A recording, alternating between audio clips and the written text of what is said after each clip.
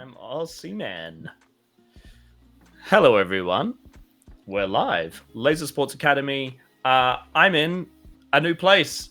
What's that in the background? Don't ask me. I'm house sitting. I'm house sitting Firebird's place. Firebird from Storm, and apparently he wears a wig. That's why his hair looks so good, because it's fake as shit. But anyway, so that's that addressed. European 2025, European Championships 2025 prediction stream. We're here. I'm really excited to talk about it. We're going to get into it real soon. Before we do, some introductions in case you're living under a rock. You don't know who these gentlemen are beside me. First, we got Runt. How's it going, bro? Good, thank you.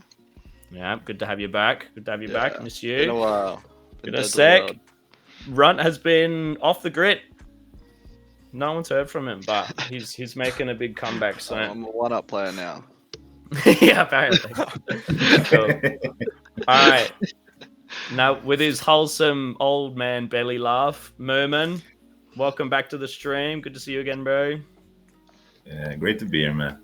Yeah, fuck yeah. And last but not least, Hacker, how's it going, mate? I'm doing good, thank you. That's awesome. Cool. I totally thought the boys were going to join me for a beer. I'm the only one, so that's a little bit sad, but you know, I'll live. I'll pure vodka, mate. Just pure. Wow. Okay, we're gonna get really cut really quickly. Holy. Real, bro. All right. Sick. No, amazing. And you got some spirits in that Coke can, didn't you? Didn't you, Mumin? You got some bourbon or some whiskey. Yeah. Yeah. Awesome. Cool. Amazing. People in the chat, let us know how the volumes are for everyone. I can adjust that with the music. We can fix that really quickly. Boom. I haven't got anything else to really say other than if you haven't seen today's stream, we're going to be doing the I'm calling it Finals Day Simulator, where get the community rankings, which we did like about a month ago, and then we got the average rank from all the teams, and that's our initial seeding for Finals Day. And then we talk about all the teams from the Wooden Spoon game all the way to the grand final in the context of those elimination games. Just like lenses it in a way where it's a bit easier to talk about, a little bit more tangible, rather than like umming and ahhing about all the fluff of like, well, in round robin and then in Cascade. But like, what really matters is what happens on the last day, right? So that's that. That light in my eye is really bothering me. Because I can see it in my lens, but I am on a on not my screen, and it's really far away, and everything's really small because it's like one of those ultra wide ones. So if I don't have my glasses on, I can't read anything. So sorry, everyone, you're gonna have to put up with the bloody ring of death in my eye. But anyway, I'm rambling. Do any of you gentlemen have any updates or news or anything you want to say? It doesn't have to be European Championships related. It could be something else, like some Sweenats news, Mumin, or any Finnish shenanigans, Hacker or Runt, what you've been up to living under a rock. I don't know. I haven't. I've just been playing laser tag and Tassie. Like, I've been doing nothing interesting. I rocked up for pre-nats with the one-up. That's about it. Slowly starting to get back into training again for Euros, but haven't kicked into get too hard yet. Yeah. Was that because of the H, bro? That you didn't join it? That's because we were there for a while. Right at the gate. Keep up that energy, Movement. Yeah. Those Hobart Viking I guys just want were to win. terrified. No. I've been at uni, which is far more boring than anything. Yeah. Yeah. I just barely got to pre-nuts too, but apart from that, I would love to play more. But yeah, it's tough. Well, you'll be at the European Championships soon enough, huh? Is that in like 3 weeks? 3 weeks? 4-ish, I maybe. don't know, something like that. Yeah. 3? I don't know. Yeah. Should be 3. 3 weeks too. Welcome back, Hacker. Could you hear us that whole time and your like webcam just went out, or? No, I think like my whole thing just kind of crashed and then came back to life. I don't know. To life. Amazing. That's cool. At least you're back now. That's what matters. Yeah. Hacker, have you got any, or Mumin, have you guys got any Swedish Finnish news, anything of the sort that you want to put out there while we're live? Yeah, well, we will release the registration form for the Swedish nuts pretty soon, so you can fill that out, Ryan. I will most certainly be filling it out with 100% confidence, because I will 100% be there. Awesome. I'm gonna try my best. I miss all you guys. Hacker, anything? Nothing happening, man. Nothing. Awesome. Well, without further ado, let's get right into the news. I'm gonna share my sheet. Hold up. Boom. Bing bop. Boom bop. Bam. Boom. Amazing. And I found a way to make it fill up more of the screen, so it's not like a tiny portion of the screen and people on a phone can't see shit. So hopefully this like presents a lot better. Let me scooch that over. Amazing. So this is what we're working with today. So as you can see, the teams are already pre-filled based on the community predictions, which are over on this page. This is all the rosters. The grades you can see next to all of the players, that is their pseudo syncs individual pay grades. That was organized by Heki and Jaehong, if I'm not mistaken, with a handful of like grading panel members, I guess. And yeah, just like it was done. Was Sweenuts the first time it was done? The recent Sweenuts for you guys? Sorry. Yeah. Was the recent Sweenuts the first time you guys did the pseudo syncs thing? Yeah, that was the first time. Yeah. Cool. So if you're familiar with that, it's the exact same. If you don't like your individual grade, don't shoot the messenger. This is like what the average came out as. Was I one of the panel members and did I influence the results? Probably, maybe, but don't shoot the messenger. If you don't like your individual grade, take that as some fuel to be like, I'm going to go show them that I ain't no D player, I ain't no C player, I'm up there with the best. But anyway, yeah, so over here, I just figured I include it for interest. This is from the community predictions, and then, yeah, obviously just seeded in order of their average rank that they got given.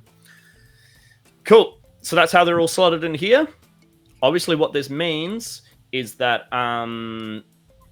every set of teams we talk about, 2 teams are going to be eliminated, right? So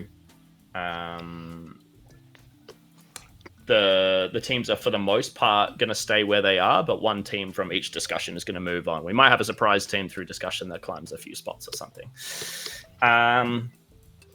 Do you guys have any questions about that, or is that all gravy? Chips and gravy. Yeah, all good. I just noticed that December had a B and everyone else had an A in that team. That was pretty funny. Yeah, but don't shoot the messenger. Don't shoot the messenger. All right. Boom. Good fun. Amazing. So without further ado, I took the liberty of copy pasting the teams. So in predicted from community 15th place. We'll see if it stays that way. We have Lightning Templars from France. So we have, apologies if I butcher names. I'm just a stupid Australian man doing my best. All right. So we got Coles, Risso, Primail, Helldarks, Twanu, and Plops. We recognize at least, is it just Twanu and Plops that were at Worlds from these people? Looks like it, our boys. I think so. The boys. I think so, yeah. Hell yeah. Iris actually played Worlds in France. In France. And so, yeah, sure. Yeah, and I think Coles did as well. Okay, cool. Also from France, we have the Wildcats. So we have Zamo, Razka, Rabbit, Mikey, Mijo, and Aders. And then Laser Dragons. We have from Germany, Slame, Laser Lush, You Don't See Me, Ens, Juice, and Jonas. Cool. and they predicted 15th, 14th, and 13th place respectively.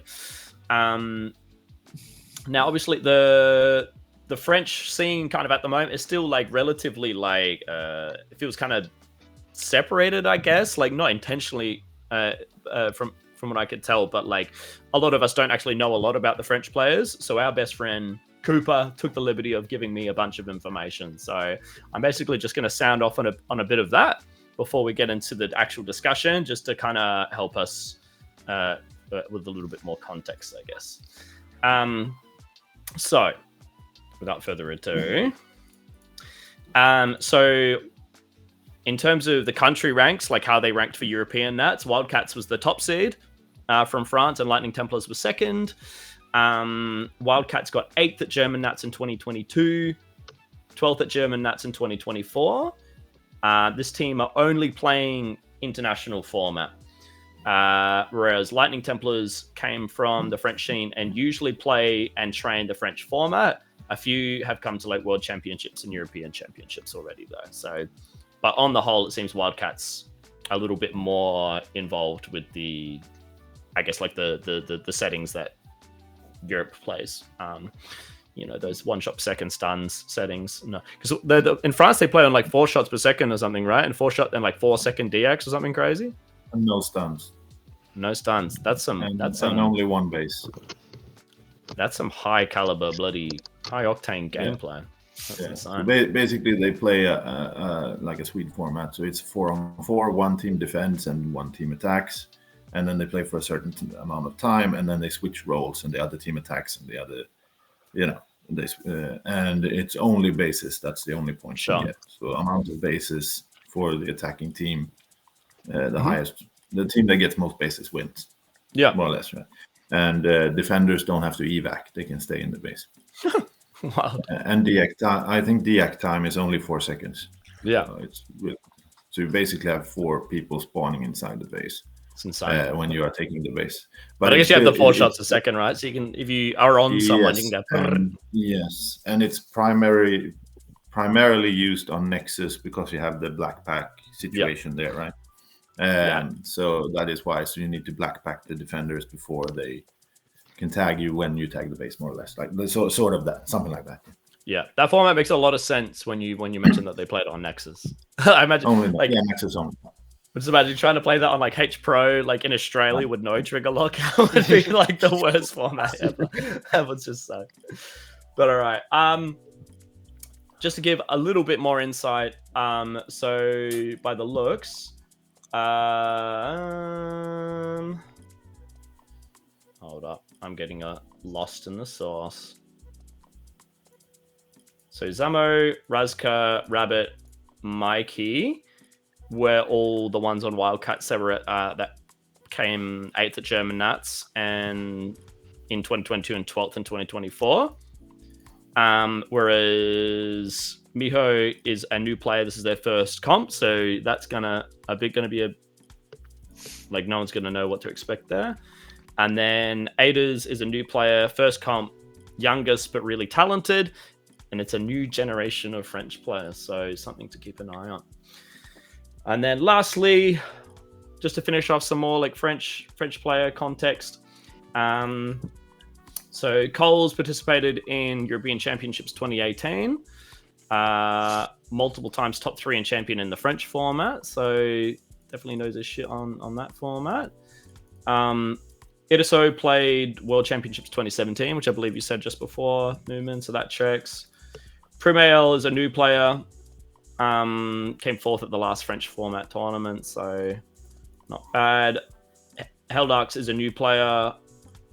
And then Twenu played World Championships 2024 and multiple times top 3 and champion in French format. I think that's everyone. Amazing.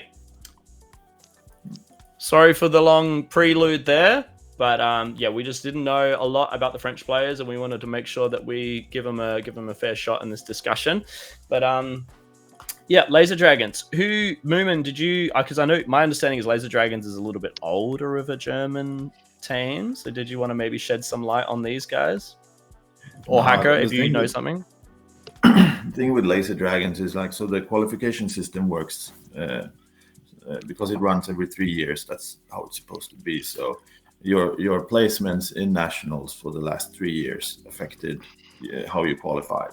And Laser Dragons did a really strong tournament during COVID when there weren't that many teams in the tournament, so they qualified through that tournament.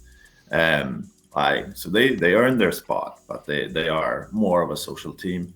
Sure. Slime is a little bit more competitive. He has played with Destroyer once or twice, I think.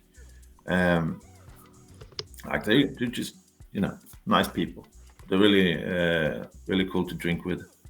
Hell yeah, I've got, so for the social German team, you'd hope they're good to drink with, right? Yeah, I would say that is they're good guys. I like them all. In terms of how they play like a basic strats. And have they not played for a while? Is that correct?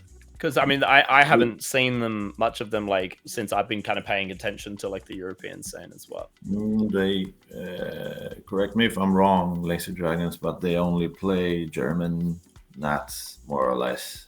Okay. And I'm not sure if their home site is still around. Yeah, sure. Yeah, unsure about that one. That's okay. I think so too, because I think they've only been to German nationals from what I remember as well. Mm-hmm. Yeah. Cool. All right. Well, Runt, you and I are probably we're kind of hopeless in this discussion. I know 2 of them, and I've met some of the others, and I know Jonas as well. And then I met the others when I was maybe 17, maybe. So I'm pretty useless here. Amazing. Mumin and Haka, you might have to lead the charge on this one, but how do we feel about the predicted placings, like the community placings of Laser Dragons in 13th, Wildcats in 14th, and Lightning Templars in 15th? Do you see that changing, or what's your vibe? What's your feeling? So because it's a 3-game series, like neither of these teams are like proficient in that meta. So that might turn things around a bit, but Laser Dragons winning this one should be pretty straightforward, especially as it's a German arena. They sort of know the arena, and they do the thing with the French players. Like they are getting better, not because they have these 2 formats. It takes longer time. Like they don't, in their home format, they're not allowed to flip the phaser. It has to be straight at all times. So around and that's why Cooper blew like Australia's mind when she was doing the flip where she like actually goes from playing left-handed to right-handed. Crazy. In France, when you flip, you have to go from right-handed to left-handed. You cannot twist the phaser. That sort of makes it hard for them to play around corners and to it's very different. Real quick, like 30-second tangent. Why is that the rule? I'm genuinely curious. I'm not trying to diss it. Just wondering. It's because their whole format, like if you can't with 4 shots a second, you have to be able to shoot the phasers. So it would be really weird if they allowed the flip hold around corners, because it's important. It's impossible to break the bases with 4 defenders with 4 shots a second. That's so real. I hadn't even thought about that. Every time I think about the French format, I think of it on the context of like I'm an attacker and I've like already ended up in the base and I'm like already shots on and I'm keeping people down. I didn't even think about that, how you actually end up in that position. That's so true. Oh my god. So I think that is why I think Lightning Templars will be last, because they don't really practice any technique at all. I just want to say that Coles, he's a hero. Like he helped out at last Swedish Nationals. He was the guy inside the airlock. Oh, that's Coles. Oh, yeah, that's Coles. Yeah, he's a legend. Yeah. But he'll still probably be last. But legend last, but awesome. No, that's good. Hacker, did you kind of mirror that sentiment? Or Yeah. I agree. Yeah. Runt, we could say something, but it would just be absolutely blowing smoke out of our ass. So, I think we just keep quiet on this one. I stand by the French team at World shot a lot more stuff than anyone was expecting them to. That's true. They were Loki, they were Loki like in duels and stuff, but like just the little moments, but like that, they were actually like, oh my god, this is great. And that, like, when it came to the strategy side of it, especially at Worlds, it was interesting. But no, like, I distinctly remember seeing them so many times and just being like, oh shit, that was crazy. I think they got the best kills on anyone. Like, they were jump shotting people. Like, they were the best. Like, nobody was ready, and they fucked them. Like, it is what it is. And I think it was entirely legal, because the rule that they said in the opening ceremony thing was like, if you get a little bit of air and it looks cool, it's okay. So I think they definitely fulfilled that criteria. So no, absolute studs, and they were lovely people as well. So amazing. But Lightning Templars still 15th place, despite all the nice, lovely things we have to say. Wildcats in 14th place, and Laser Dragons moving on to the 13th, 12th place elimination game. Also, Mumin kind of touched on it before. So the Europeans would be in the know about it, but if there's any Australian people in the chat that haven't been paying much attention to European stuff before, the way they do their finals day is it every single game, or is it just like important, like elimination games and golden games are a 3-game series? Every single one. So we're talking about these in the context of an elimination game, but that elimination game is a 3-game series. So just so all the Australian people in the chat. Obviously, how many? That's because how many games was it? 12 games that Eparia played at Sweenats when they did their big climb. 12 games in a row. Probably would have been something like that. They said 12 in the chat. I wasn't sure if that meant they came from 12th place, but yeah, insane stuff. Anyway, moving on. So who are we looking at? We're looking at Sixth Sense, Eparia, and Laser Dragons again. So we'll leave Laser Dragons there, and then we'll grab Sixth Sense and Eparia from my other page. Sixth Sense, German team, Boom, and Eparia, who still to this day have the best, most appropriate team logo I've ever seen. Amazing. Awesome. I get it now. Now that I've been to Sweenats, I get it. I fully get it. All right. Just to introduce the team. So we've got Sixth Sense from Germany. We have Trefnix, X-Force, Crisley, Alice, XP Walker, and Mathis, which, for a little bit more insight on these guys, just before I move on, most, if not all of them, are home site Frankfurt players. I think that's going to be a really interesting talking point for these guys. We have Eparia from Finland. Are they based in Helsinki, Hacker? No, they're based on pretty much kind of all over the place. There's people from Seinäjoki and Vuokatti, and I think Franklin lives in Turku, and right, they're just 3 different cities, I think, if I'm not wrong. Amazing. Well, we have Franklin, EP Yessi, Min. How do you say that? Just say it. They are doing you dirty, right, by getting you to pronounce all this. I know, it's insane. Mini Renessa. How's that sound? You forgot the one N from there. Mini Rinsessa. Mini Rinsessa. Amazing. That's good. Why did you say that first? You let me painfully go through that. I can copy It's a learning process, you know? Yeah. Jeez. You have to work for it to make get your pronouncing correct. Well, thanks. I think I nailed it. That Mirinin. Oh, let's move on, Ryan. I'm moving on. You did it. You did it really good once, and I did a good once. Yeah. We'll leave it at that. All right. Aka, Death, and Gertu. Is that right? Yeah. That's amazing. Awesome. I'm sweating. Laser Dragons. We have once again Slame, Laser Loosh, You Don't See Me, Ends, Juice, and Jonas. Amazing. Cool. do any of you want to get started? Maybe Hacker, did you want to talk about Eparia? Because obviously they did really well at Sweenats recently, but I mean they've played one or two more tournaments since then, right? So how's it looking on the Eparia front? I think this is gonna be like the biggest challenge they've faced ever, obviously, because it's like a major tournament and all. But the maze being really big I think is gonna be one of the like troubles for them, because it's easy to get like lost and disconnected in there. Especially on the red base, because it's like all the way like totally out of the game, and then it's just blue and green playing the game together. So I don't know, it's gonna be really tough.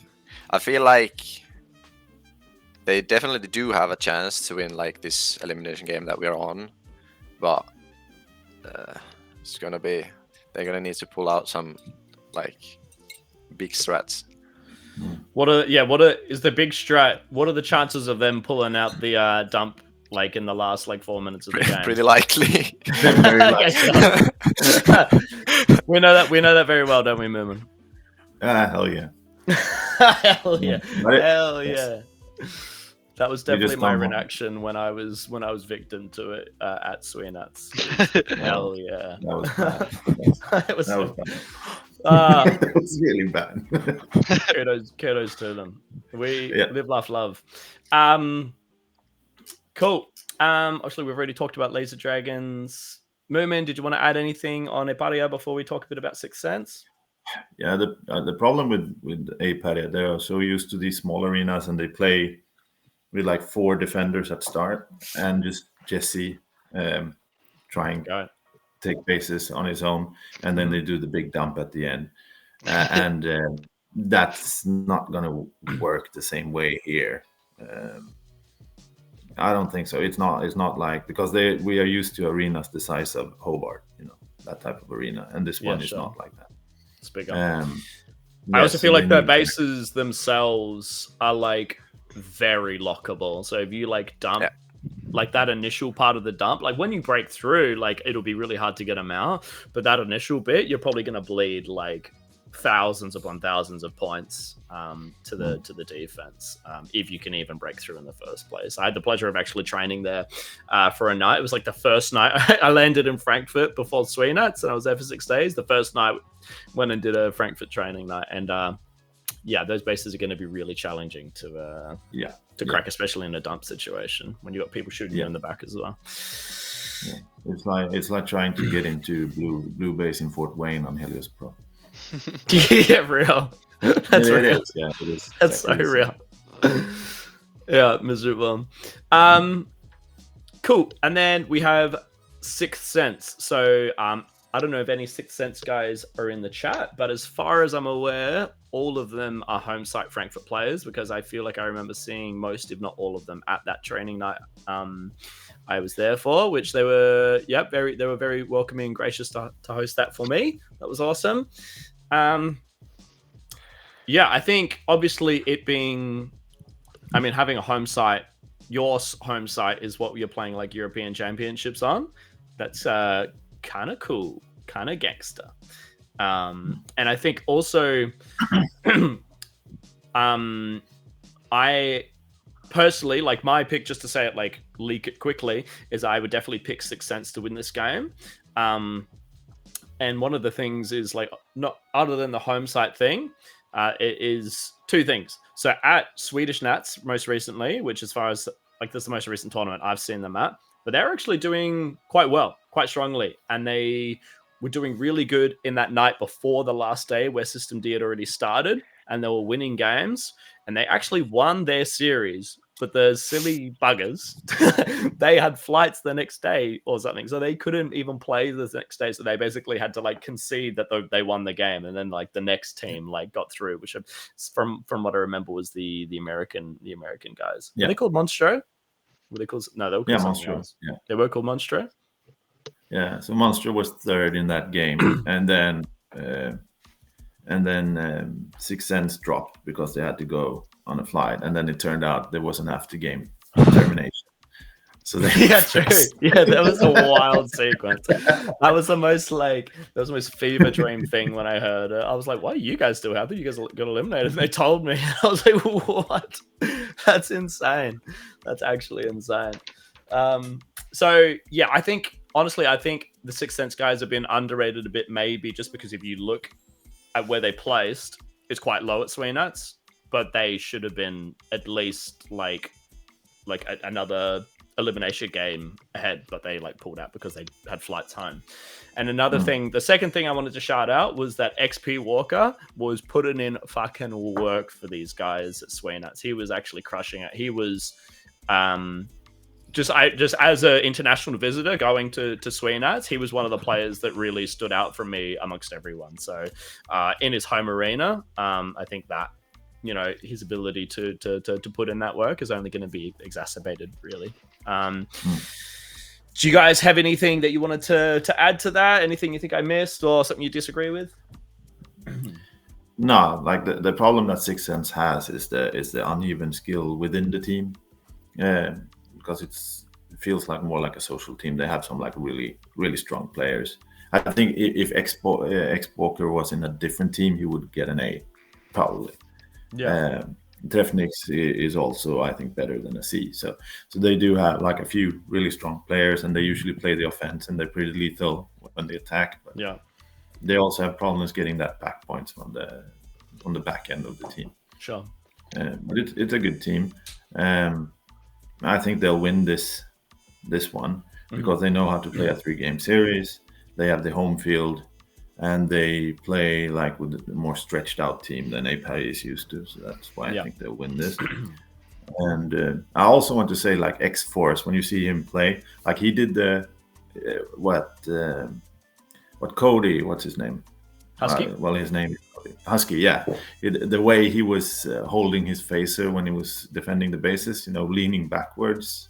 I don't know if you know this, when he played in, X-Force has been doing that 3 years. So it was pretty cool when we saw that in the Celtech stream.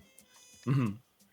Yeah, we're gonna see a clash of Husky and X-Force, and you get to compare them side by side when they're both you see them in both of the base cameras at once, and you'll be like, "Yo!" Cool. Hacker, what have you got to add, if anything? No, I don't really got anything to add. I once again agree on pretty much everything Mumin just said, and that Sixth Sense had. Yeah. Good boy. You say good boy. Sorry. That's wild. That is wild. I'll allow it. He's old and senile, so he says things. So it's okay. Dude, well, I'll save it for when we talk about them. But I have my favorite Mumin moment was at US Nats when he hit someone else with a good boy. But I'll save that for when we talk about him. Amazing, cool. Runt, I don't suppose you had anything to add, or Hacker, did you want to vehemently defend your Finnish team and say that they're going to win this game? Or I mean, I probably should, but trying to be objective about it, I think it's going to be really tough. And as I said before, they're going to need to figure something out to adapt to the big arena and all that, and not just dump. Yeah. Cool. Runt, did you have anything you wanted to add, or? I reckon they dump and they lock the base and it works for them. I back the boys. I watched it. I watched them almost make finals. They can't be coming 12th. They almost made finals. Oh, jeez. They were my favorite team to commentate. I want to see them climb. All right. Well, we have 1 pick for Hepatia and 3 picks for Sixth Sense to make it through. So you got some love there. Boys. But it's gonna be hard. And I mean, we haven't really touched on Laser Dragons, but I feel like from everything you guys have said, I think they're just gonna get. I don't want to say outclassed, but I feel like they're gonna get a little bit outclassed and out firepowered in this game. Does that feel about right? they're gonna come last in the series, or do we think they have a chance of getting like 12th place instead of 13th? That's a toss-up, because the thing is, because Aperia will do these dumps. Like we saw them in the first final game when we played, they actually won in the end. But the first game they had less than 10k in one game. Yeah, because they pulled some weird stuff and it didn't work. Like so they might like put themselves last, if you know what I mean. But probably they will be second in the series. Okay, sure. Cool. Amazing. Well, in 13th place, pardon me, we have Laser Dragons. 12th place, Iparia. You got some love. We know you guys can make that crazy climb like you did at Sweenat, but that's up to you to prove it to us and everyone. And we've got Sixth Sense, the Frankfurt Slash. I had Lightning was in the chat before, and she said that they often train in mains, so they don't play Frankfurt only, but like they definitely play more Frankfurt than most people would play.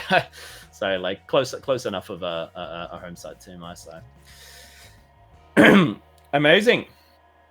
So moving on, our next three teams to talk about are Sixth Sense and then Monstro and Omega 9. So we're gonna come over here and we'll grab Monstro, our first non-European team, the Americans, the boys, and then we have who did I say? Omega 9. Crazy. Crazy. Amazing. So I'll just introduce the new players that we haven't talked about yet.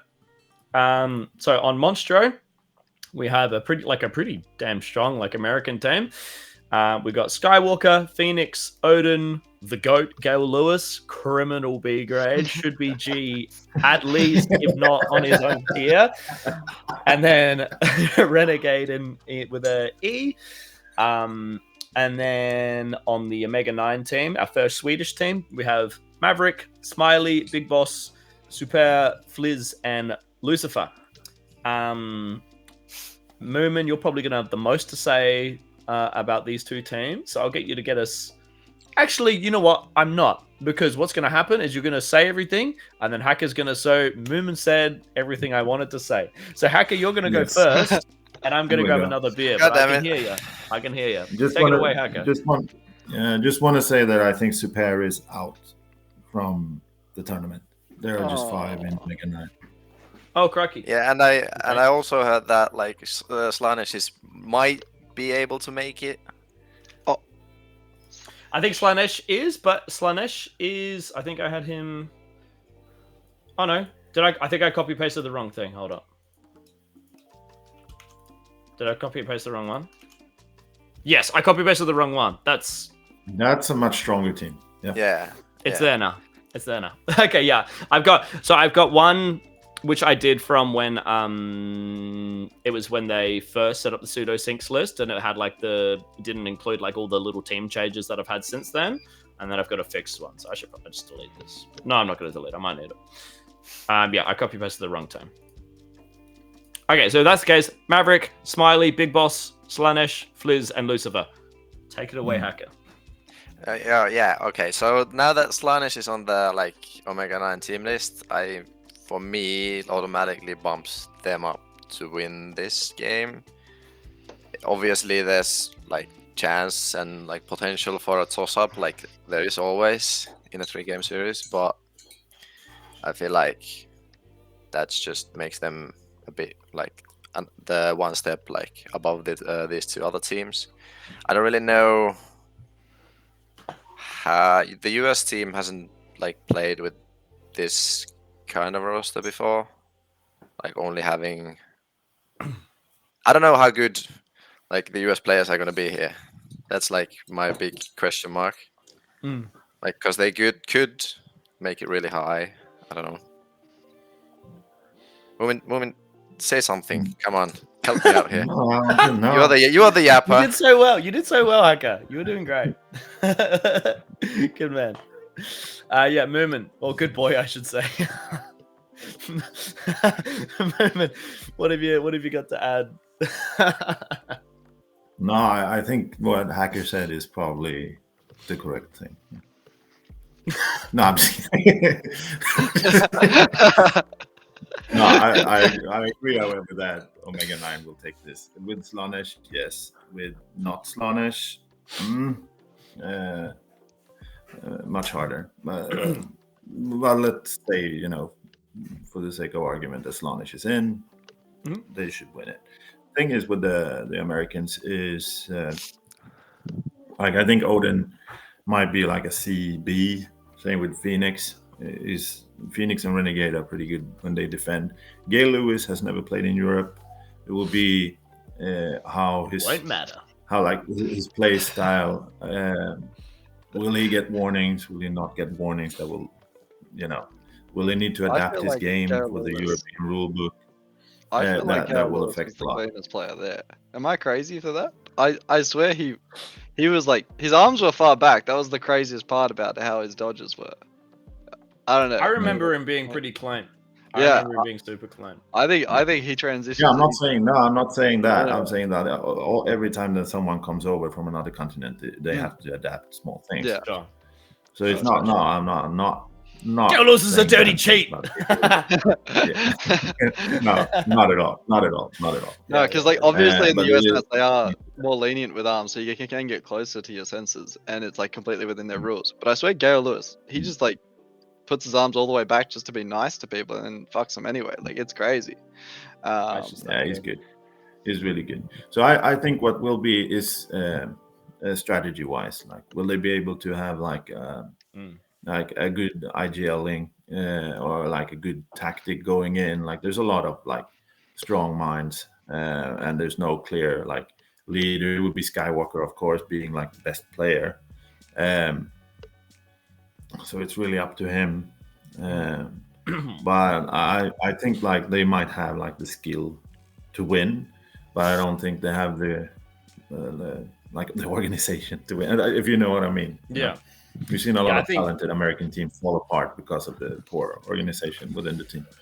Yeah, and I guess that'd be my 2 cents as well. Obviously, the American team that we had at Swedish Nationals was different, so it had only Phoenix and Renegade from this roster. So like, yeah, it's like hard to draw a comparison between them. But if I were to, that team was like extremely disorganized. So if they have anything similar like that, they're going to really struggle. But I think between Odin and Skywalker, they're gonna, especially like my prediction would be that Odin and Skywalker like go out first, like they did at US Nats with the what are they called? They're not called Legacy. What were they called? They were called Game Time. Game Time. The US Legends guys. They're going to be a very formidable attacking pair for sure. But that's yeah. They're playing a straight 2-3 in that big arena. I don't know. They need to do like they need to have a mid, and they need to like there's so much. No, they don't. It's just Skywalker and Odin. They go get 4, then they go. Gay Lewis just like duels everyone out from their own base, and then 4-0-0. That's genuinely what will happen. Okay, plausible, yeah. Amazing. Yeah, Omega 9 are probably like, I don't know, this is actually really hard to pick because I think, again, depending on how much time Sixth Senses like got in the arena, how much they've really locked in, there's a potential that I could see them potentially getting an upset as well. Yeah.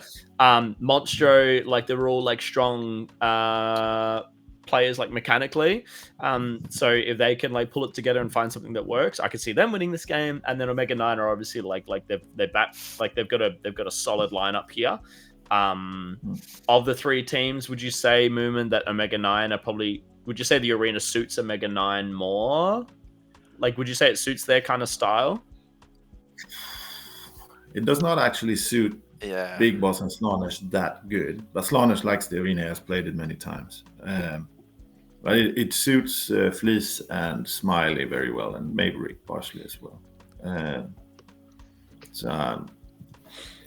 it's really hard because like Sixth Sense can actually win this one as well because they generally don't make mistakes. They play a pretty like straightforward game. They're Yeah. pretty predictable, but they don't like do weird stuff, ending up like in a bad situation for themselves. Like they usually lose on the pack point race or the base race or something like that. They don't lose because of their own mistakes. These other two teams, they do at times. Sure.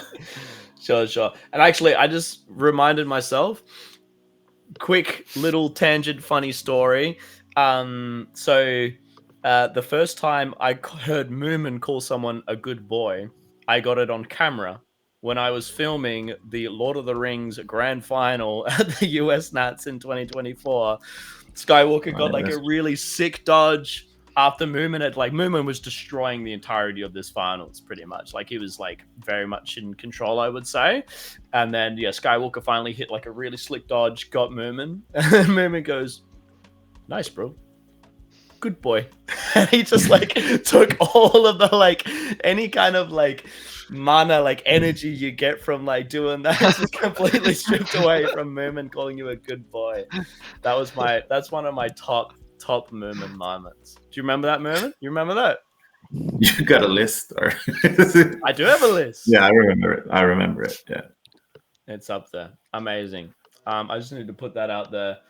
The biggest disrespect I've ever seen in a game of Lord of the Rings in my life, but I was so there for it. It was very funny. And I'm so glad it's on camera. It's on the LSA channel. If you want to see that for yourself, you can like just hear it. Anyway. Cool. Runt, have you got anything you wanted to add? Obviously, I mean, you can give some more insight on the American players as well. I mean, tell me if I'm wrong, but isn't this an arena where two people playing pack works quite well, especially if they're running around a whole bunch? Like, doesn't that suit Odin and Skywalker and then in a lockdown game? Am I crazy for that? Yeah. I don't know how many lockdown games it's going to be, though. Okay, so it will be aggressive, yeah. Interesting. So even though bases are super lockable, pardon? Yeah, in 2023, like there were quite a lot of lockdown games when we played German nationals there. So I think there will be a lot of lockdown games because the bases are so easy to lock down, obviously. But I think it's at the same time really tough for any like people running around for the pack, because like the game revolves around the middle part of the arena, and it's just so open that it's actually like quite tough to actually like play a big area and get pack from that, because like everything's concentrated. It's more of in like, part.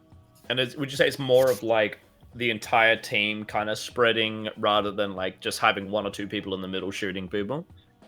Is that probably fair? From what I remember, it was quite like, I don't know what the word for it is, but like there were like just like two lines of teams. Like red pushed up, green pushed up, and then blue was just in the middle, and like everyone had their like own little front line where they like played from. Just played in the trenches, bro. Yeah, pretty much. Yeah, that's crazy. When it was a lockdown game, that happened. But yeah, I think it suits Smiley. Yeah, it suits Smiley really well, or like a guy like Spider or something like these like that are sort of aggressive but play from mid range. Yeah. I don't know. I think this is really hard. I am tempted for me to go, even though grain of salt, I think this could go literally any way, but if I had to pick and I was placing money on it, 6 cents 11th or 6 cents 11th, Monstro 9th, and Omega 9 8th. So like as they are seeded here, basically. Those are my picks. Does anyone feel confident enough to put some picks forward? I think this is the toughest one so far, but for me, when Slanesh enters the picture, then Omega 9 wins. Yeah. And I will say Monstro wins by pack. Like goes second by pack. Yeah. Because 6 Cents has a huge pack pack problem, getting pack points. However, home arena, they might have their positions that, on a neutral arena, that's what I think it is. Yeah. Hacker? Yeah, same for me. Omega 9 must show 6 cents. What Mumin Clear said. cut. What Mumin said. Oh, I follow my leader as a good boy. good man. Oh, jeez. Cool. Well, there you have it. 6 cents in 11th, Monstro in 10th, and Omega 9 moving on to our next game. I say this every stream. If you aren't happy with where your team's predicted, don't take it to heart. But if you do, just use it as that's just the fuel to like prove us wrong. And then when we do a roundup stream or review stream, we get to go like, yeah, we butchered that prediction. So we leave it in your hands. Amazing. Next gets real interesting. We have our first Anzac team. So we have the Diet Cobras, another German team, Electric Fire, and then Omega 9 obviously moving on. So let me get Diet Cobras over. Yep, we'll do that. And then Electric Fire, my boys. And girls. Cool. Amazing. So the seeding has Omega 9 9th, Electric Fire 8th, and Diet Cobras moving on. But let's see where this discussion goes before I move on. Diet Cobras is Popeyes, V-Dark, Moldy, and then Crouchy and Trady, which are the diet part of Cobras. Not to say that they don't deserve to be there, but like they're just not traditionally on the Cobras. Electric Fire, we have Lightning, Fredstar, Phantom, Froston, Lucky Luke, and Zunks, who is a new player as well. Like I've not seen him before. Definitely new to like Electric Fire, I would say. No. And then the Omega 9 guys, who we've already talked about at length. But Runt, did you maybe want to start off so you have something you can finally lead some discussion for us? But did you want to shed some light on Diet Cobras and maybe what you remember from the Electric Fire guys at US Nats or any spectating you did of Sweet Nats? And you commentated as well a bit. So yeah, so Electric Fire are like a team that are like really bloody good on pack, like very very good mechanics, and like in base run they're super strong. But I remember US Nats, they were still like working on their strategy a lot and trying to decide who captains and all that. So they were a bit disorganized there, but they came a long way throughout the comp. Like first day, second day, they had a massive climb on the second day because they got a lot better with strategy. How were they when you played with them? Like, did they feel more organized there, right? Or how'd they feel? yeah, so I guess something I noticed was just the way Boros plays. It felt like there was a very specific way you were meant to play it. And I didn't think, like my initial plan when I went to Sweenats was like, I'm just going to take a back seat. I'll last lane. I don't really care. I just want to shoot people. But I got there and I remembered that about Electric Fire, that like they struggled a little bit with like the strategy side of things, just because like they're really talented players, but they're like still, that's probably the part of their game that they're kind of lacking a bit, especially because they can't actually train as a full team a lot. And so I ended up taking over captaincy, and everything I was sharing with them, teaching them about like this completely different way to play that they'd never even thought about before. They picked it up really, really quickly, and we actually took quite a few scalps. I think we beat every team in the tournament at least once. And we had a little bit up and down. We down on the last day, unfortunately, but yeah, I think I saw all of the guys I played with. So for reference, I played with Fred's the Phantom, Froston, and Lucky Luke, and also Odin was with us. The Electric Fire guys, they grew so much over the course of that Sweenats. They got so much better, and they learned so much more about the game. So I was really impressed by how much they soaked up. If they can apply those lessons they learned, and they can find a way to play this arena, I think they're gonna do super well. They're all like solid. I feel like Phantom has been a player that's maybe like struggled a little bit to kind of find like his place where he can like really have a massive impact.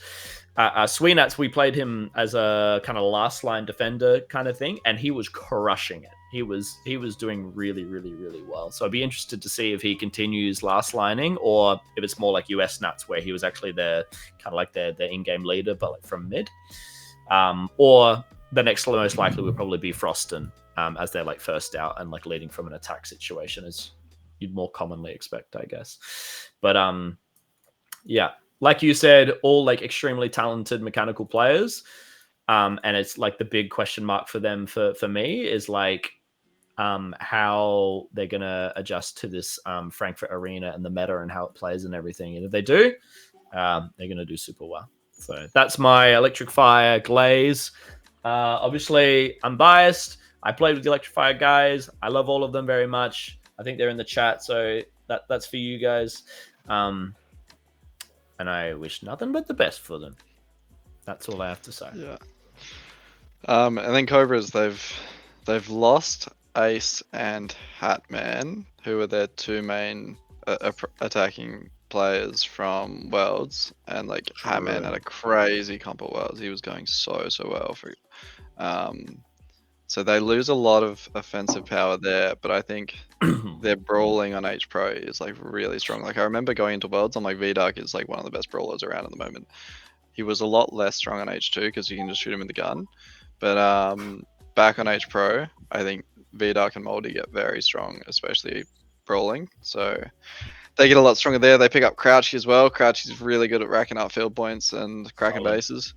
Trady, I think they're going to want to hide him under a base probably because it's just a lot fresher.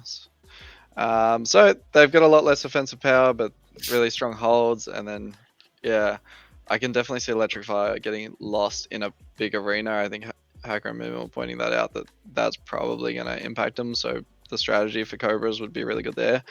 But I can honestly see Omega 9 doing really well in this game as well. Because, like, again, like Slanesh, Big Boss and stuff, they're all just so good at cracking bases from what I've seen. So, yeah, I don't know. Over to you guys. You guys know these teams better than I do. That's just my read on it. I mean, consistency-wise, I would want to go with Cobras here. Them being really experienced and playing a lot of different arenas and all that. Having this big of an arena to with two European teams that are used to the small arenas, it's gonna be probably advantage for Cobras in that sense. But losing Hatman, as you said, I think is a big downside. I think he would have done really well on this arena. But I don't know. My gut says Cobras here, but it can be a toss-up to any direction. It could be Electric Fire, it could be Omega 9. I don't really know. Mumin. Oh, no, Runt, yeah. Yeah, real quick, I can also I didn't mention Popeyes, but the big arenas and sniping is Popeyes thing. I swear he always makes Popeye solos finals at every event ever, just by finding some crazy long lines of sight and just positioning himself well to just shoot down some line of sight. And it's he's just really good at finding them. So yeah, that's why I reckon Cobras are in a pretty good spot, because even though pure offensive, they're going to play the arena pretty well at suit and brawl really well. Yeah, I'm not really sure. I've played the Cobras, of course, but not that many times. I think the only problem for them is if, for instance, if they play red and they push with the high line, there's going to be a lot of running back and forth when people break their lines and stuff. I don't know how fast they are. I know that it's the problem for me if I'm a defender on red and I go high and I need to go all the way back over and over and over again because people are breaking our lines. Then that's a bitch. But and I think that Electric Fire, so Linus is back on the team. That's Sunks, right? He's studying in Sweden at the moment. Okay. And he's a decent defender. He's pretty good. Usually it's Froston and Lucky Luke are attacking, and then the rest of the three others are defending. Whoever is and one is on the bench. But I think Electric Fire is one of those teams where it would be better for them to be 5 and not 6, so they don't have to have this debate on who's sitting all the time, because they always have these discussions about who should be sitting, who should not be sitting, and what's fair and what's not fair. It would be easier for them to just have 5 players and just skip that discussion. I think that will bite them, being 6 players. Same thing actually is a little bit with Omega 9. Like how will they play the 3-game series? Will they bench the same player all 3 games, or will they rotate? Like Cobras has 5 players, and that's actually really strong. Like it's easy to forget that 5 players is a good thing, but it's not a standard team. Like it's easy, like for a team like Legacy maybe or Aussie Siege to be 6 players because like there's a thought behind everything. But for these teams that has like that's not maybe that cohesive, it's easier to be 5 than 6. So that is why I think Diet Cobras has like an edge. Mumin, I very much looking forward to hear how your discussion with Wax goes about 5 or 6 players in person, because every time I bring it up, he loses his mind. He's so like vehemently sure he's right about 6 players. So you got to make sure you talk to Wax about that in person.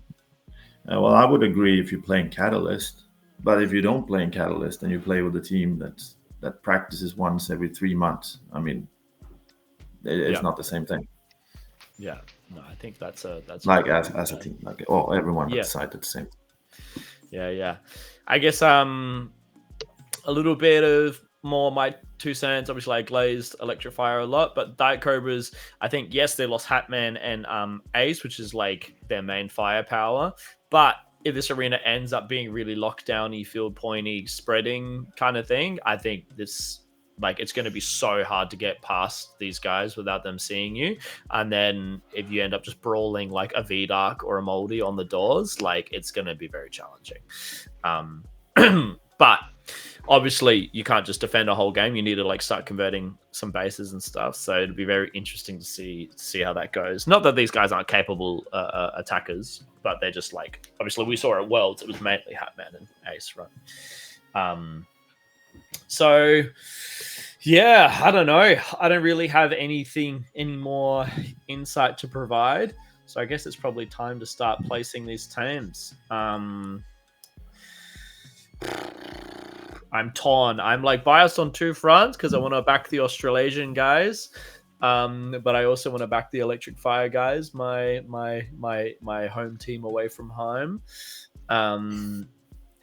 So I'll let you guys go first because I'm so conflicted right now.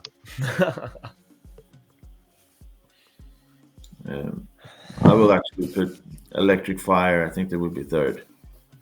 Mm-hmm. I was maybe going to say the same thing. I obviously really like Electric Fire, but Omega 9, they've been getting really good results recently, haven't they? Like, I swear I remember them being like on par with Big Majestic 5 and stuff recently in like Sweetness and stuff, but I could be wrong. That's true. Yeah. Hacker? Mumin's gonna call me names again if I say that. I also thought that Electric Fire is gonna be 3rd. So I'm not gonna say that. Use word it differently. Just because that, I'm gonna say that Omega 9 is gonna be 30. Awesome. That's the best reason. Amazing. But you still have Diet Cobras winning, so Electrify is 2nd. Omega 9. Yeah, I believe in the Cobras in this one. We do also have side events, and I feel like I'm especially keen to see the Electrify guys play base run and stuff because like, they're used to jamming bases. Their mechanics are amazing. I really want to see them play. I think they can go really far. So I think that's going to be where they go crazy this comp. Mm-hmm. Amazing. Oh, this is so hard. All right. I'm going to put, and it's easy because once again, it's a bit of a cop-out. It's how they are listed already. But I'm going to back the Australasian. What's that, Runt? I was going to say, yeah, Diet Cobra's first, right? And then we had 3 of us saying Electric Fire 3rd before Hacker copped out and pretended to be different. Well, I didn't say yet. I didn't say. I was going to put Electric Fire 2nd. So yeah, no. I'm just saying Hacker didn't have a real opinion, so that's why I thought it was 3-1. Either I don't have a real opinion, or I'm a good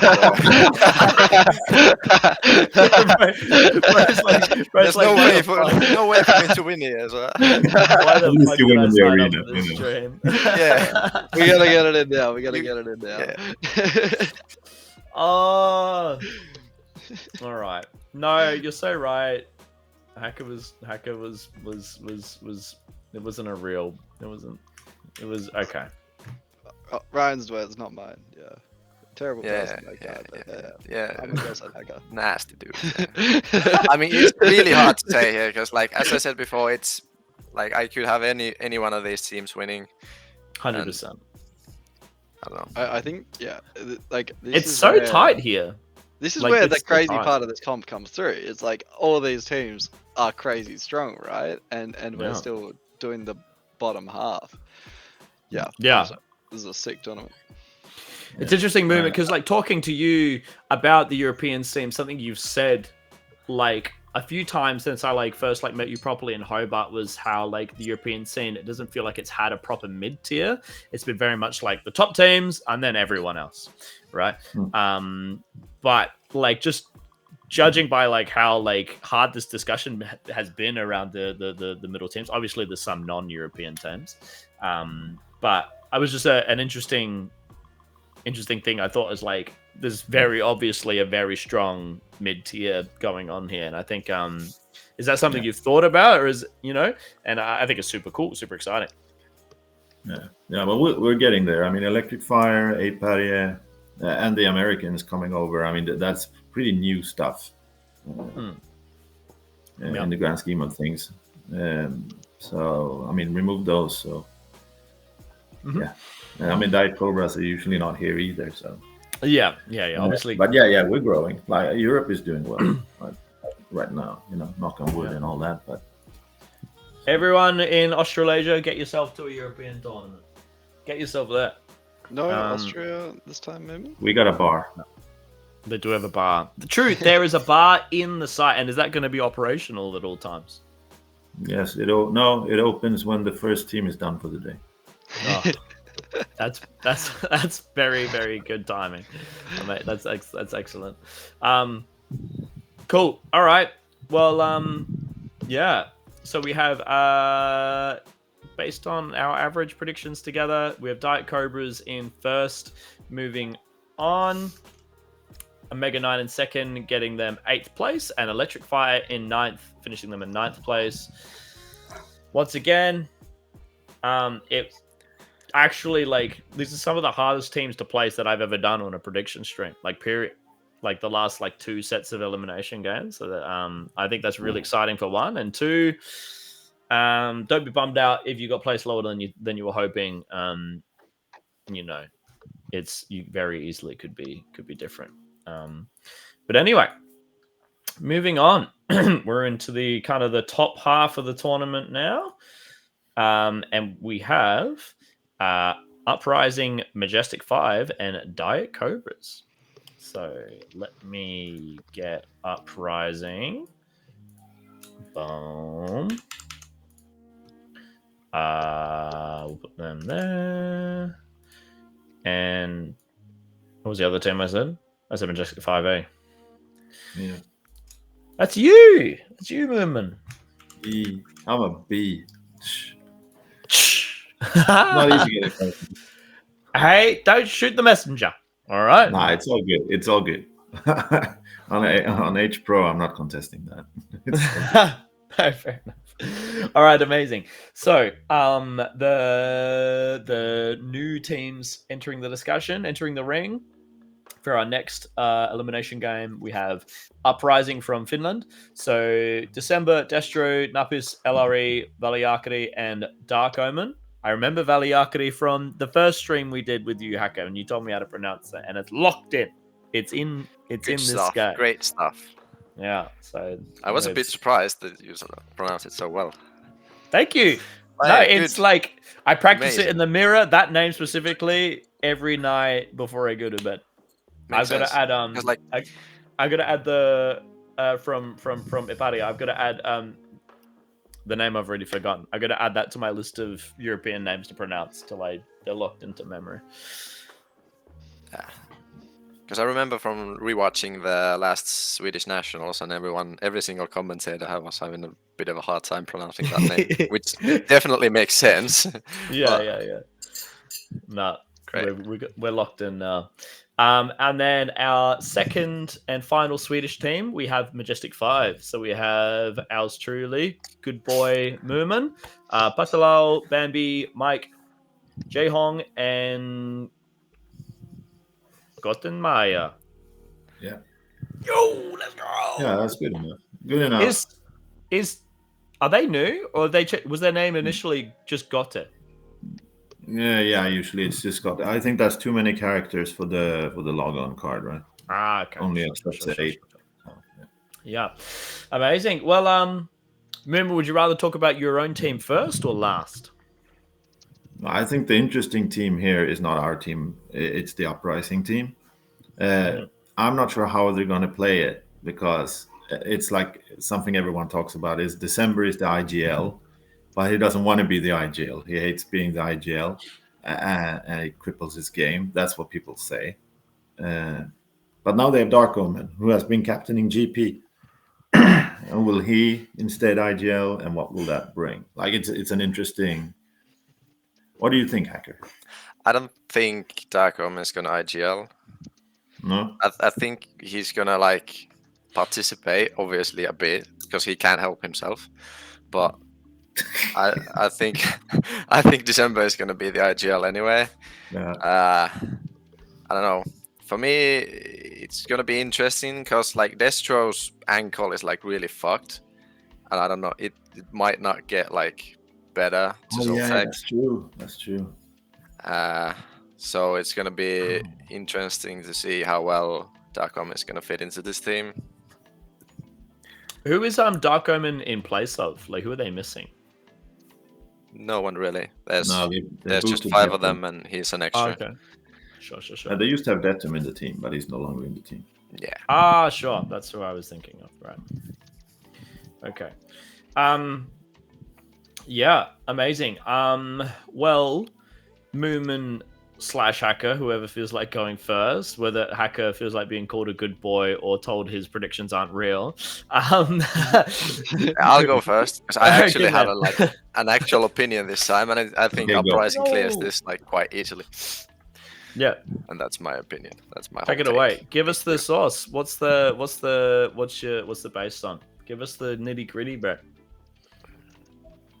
There's no need for nitty gritty. They're just like, I think they're better on pack, better on defending, better on attacking.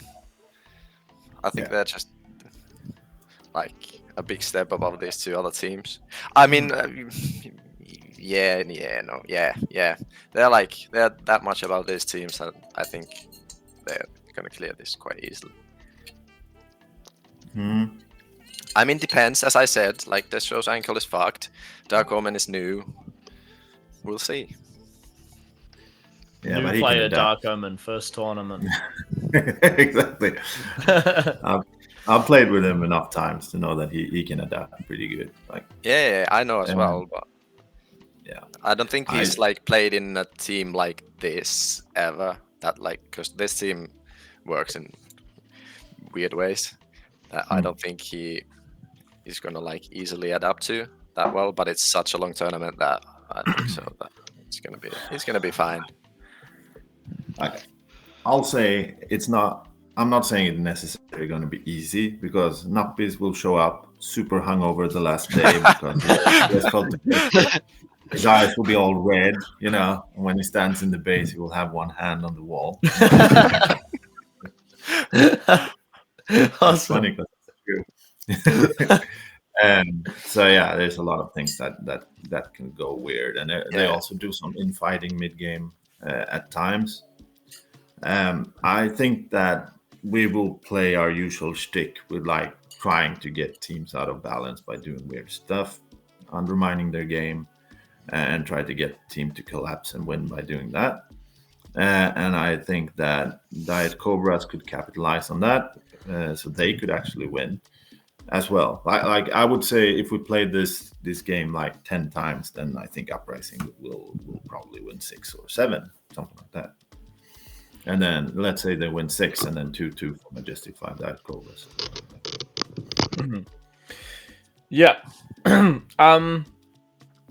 Yeah, Runt, have you got any insight? Obviously, you haven't necessarily played all of the European players and teams, but like, what insight do you have from like, because you were commentating and you watched like quite a bit of the stream? Like, what are you thinking?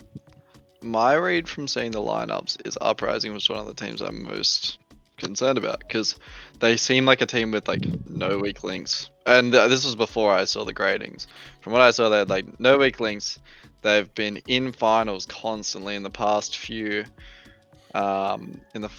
European tournaments, from what I saw, and often they were doing it with like rookie players as well. So this looks like a really strong version of the team. So to me, I thought they could easily get finals and push some of the other guys out, including us, or including like some of the top teams. Because I feel like they've gone toe to toe with Mega Friends and stuff with weaker teams than this, right? Mm-hmm. So yeah, when I read the teams list, I thought there was like there was going to be a rough top 5, like set apart a bit, and I thought they were definitely part of that top 5 where it could start to switch around a lot. Yeah. Where they're a team I can see coming first, you know. Yeah, 100%. I think I kind of agree with Hacker's sentiment. Like, obviously, Mumin, like, I've had the pleasure of playing you guys firsthand, and it felt like you like just completely countered exactly what we wanted to do, and we weren't able to adapt in the middle of the series, and we got fucked for it. So I definitely think that Majestic 5 is in it with a chance if they can do that, and they can get a lot of value out of it. But as you kind of put yourself, like if they play this series 10 times, I would expect Uprising to win this like 7-8 times, personally. And then Diet Cobras, again, like I don't see them in this series kind of being the ones leading the charge, if that makes sense. So Uprising could lead the charge if they just like kind of diff everyone in the arena. Their defense holds, their attack gets bases, and they get field points, and then just go lol. Majestic 5 could lead the charge if they're able to find a kind of a way to, like you're saying yourself, to undermine the way the Uprising guys play, or like the Diet Cobras play. The Diet Cobras, their angle in this series, I see them being kind of capitalizing on as the third team. What are those guys doing? Oh, they're doing this? Okay, we're going to do that. And I think they're a smart enough team to capitalize on it. But again, 8 times out of 10, I would expect Uprising to win. So even though I think anyone could, my pick would definitely be Uprising first.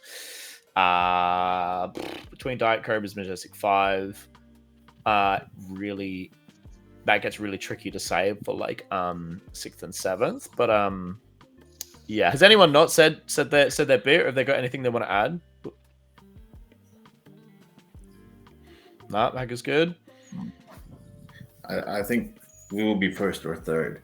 I don't see us being. Yeah, I think so too. Yeah, I can definitely see Diet Cobras taking second here over Majestic, and yeah, not to say Majestic isn't great, but I think the Diet Cobras, as I was saying, they're gonna be really strong in this maze on this. Yeah. I mean, I can see Cobras taking first, with Mumin just like throwing Uprising under the bus. I would never. It's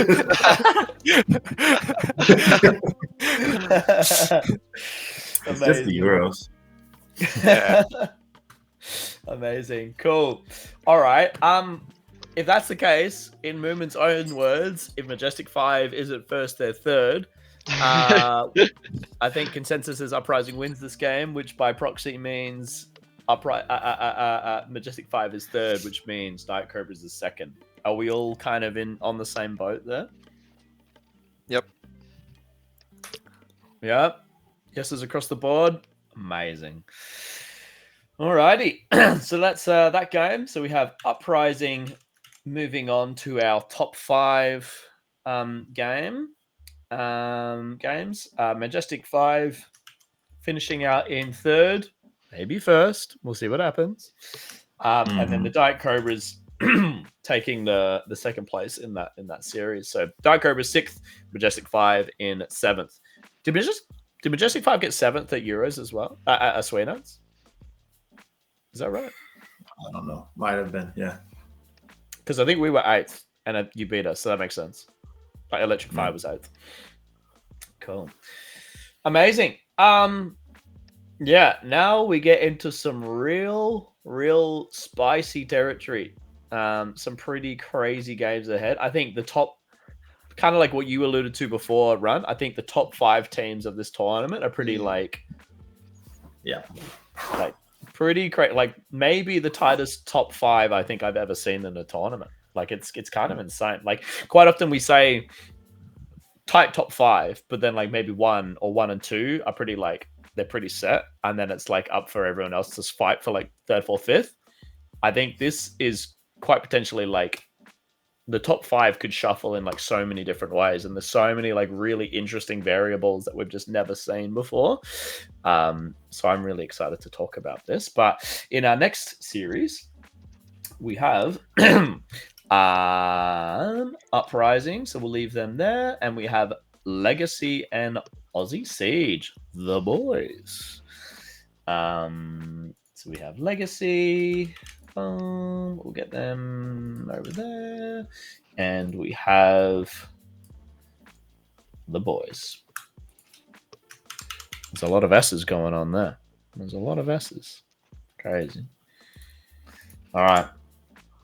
Boom. So on Aussie Siege, our first and only Australian team, we have Runt. That's you. With a glorious S rank. Twinkles, CV, Wax, and Husky with the glorious S rank as well, and then Spider as well. Legacy, we have Rowan, Jonsen, Mystery, Retenyi, Shadowy, and Tiwu. And correct me if I'm wrong, but that team looks a little bit different by 1 or 2 players from what we saw normally / at Sweenats. Is that correct? Yeah, they lost R. Yeah. Oh wow. So Arthur Jonsen? Yeah. Wow, that's interesting. So what happened there? Because that is he can't make it. Damn. Can't make it. Yeah, I think that's I mean, I'm admittedly busting for the loo, so I'm gonna go do that. So I'll set up this discussion and then I'll go do that. But I'll just say a little bit first. I think Legacy losing R, correct me if I'm wrong, Hacker, but that is like an enormous hit. Like I feel like I like for me that takes them like definitely out of the finals contention. Yeah, I think I'm just gonna say that they're like really fucked without him. Because every time we've seen Legacy play without R, like 5-player tournaments, it's been quite rough. For example, last Finnish Nationals, they played the Cascade Day without him, and they dropped like 4 places, I think. Wow. Interesting. So obviously, I think these, just as like a transparency moment, these average predictions were done based on the initial like team rosters and stuff. So I guess like it would have been done considering R was on the team. So yeah, that's an enormous hit. All I'm gonna say is Aussie Siege is by far like just like resume based on paper the strongest team ever in the world I've ever fucking seen. It's crazy. So there's your little bit of glaze. I'm gonna go to the toilet. Runt, you can either talk first or last. Otherwise, you guys get started, and I can hear you, but I'll be back. Yeah. I want to speak about Legacy because with R, they were, that other team where I was like, that's just every time I see them, they're like just the most 5 consistent players I've ever seen. Like they just all do their roles so well. And then they'll like lose a comp based on like not getting dump bases or something, but in terms of like pack and mechanical skill, they feel like a crazy team for that.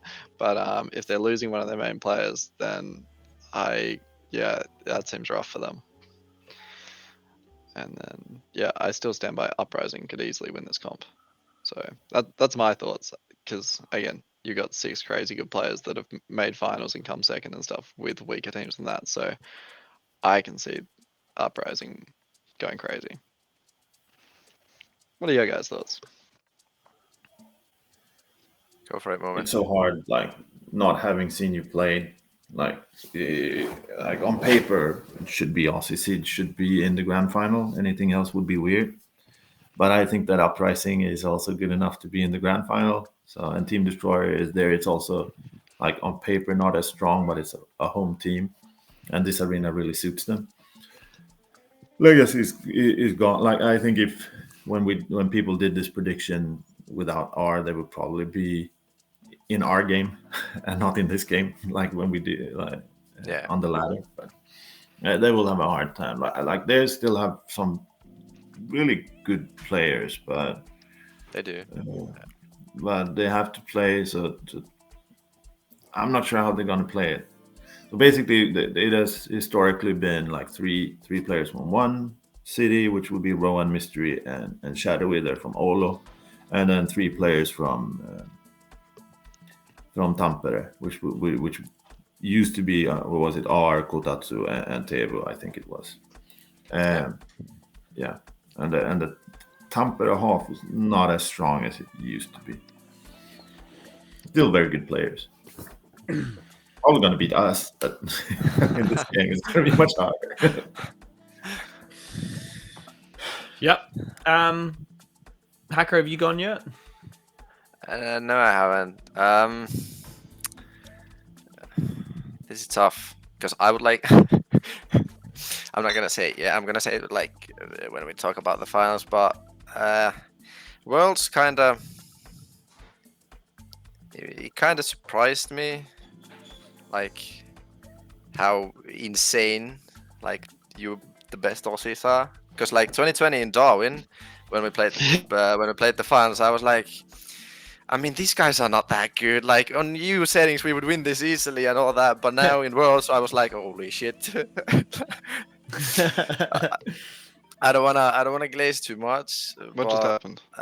It's gonna be really interesting to see how this team Are other people? is gonna work on H Pro. Oh, I can't see people. Hold up. Just quickly, Mumin and Hacker, can you see Runt? Yes. He just popped back. He's back? It's frozen, isn't it? I think I'm good now. I think he has your camera is frozen to us, or you're just really creepy. I think he's not frozen on stream, and as long as you guys can hear him, we're chilling. So, stream can chat can let us know. But I think it's all settled now. But sorry, just finish your point, Hacker. But yeah, like it's gonna be interesting to see how the Aussies are gonna play when there's 2 European teams and them, and not 2 Aussie teams and a European team, because the game is gonna be so different. Yeah, I feel like that was like I remember a discussion I had with you, Hacker, at Worlds was like being for you guys as the one like the Finnish team in a game with 2 Australian teams. It was like, what the fuck is going on? Like this is so like different, so bizarre. So yeah, it's going to be really interesting to see if like how that feels for the Aussie Siege guys as well. Yeah, because it was like everyone was kind of doing the same thing and just competing who does the same thing better. And we just like in EU, everyone does like weird things. Like we do have like kind of basic stuff as well, obviously, but every team like does their own weird shit and tries to win like by that. Yeah, that's exciting. I'm so keen for that. Yeah, so it's dry over here in Australia. Everyone's doing, you know what everyone's doing. It's spin. You have the roles, everyone's in their roles. These spot, this guy's there, and all that. Yeah. And it made it even harder at Worlds with the maze being what it was. Mm-hmm. It was like I couldn't move anywhere without like 3 people looking at me and fucking screaming at me and all that. That's so real. Poor thing. Yeah, have all of you guys said a bit? Because I'll say a bit now. If you guys have all kind of said your piece. I'll say before you say that. Yeah. I was thinking the same thing as you, Hacker. I think that what will be the saving grace for the Aussies is that the bases are so lockable. Yeah. I think That that's will like they will putting like Husky and Wax or whoever inside the base, then it doesn't really matter. Had it been like more non-German bases, I think it would been a different story. But with these bases, you can sort of play from how strong the base is. I mean, it's not Nuremberg at least.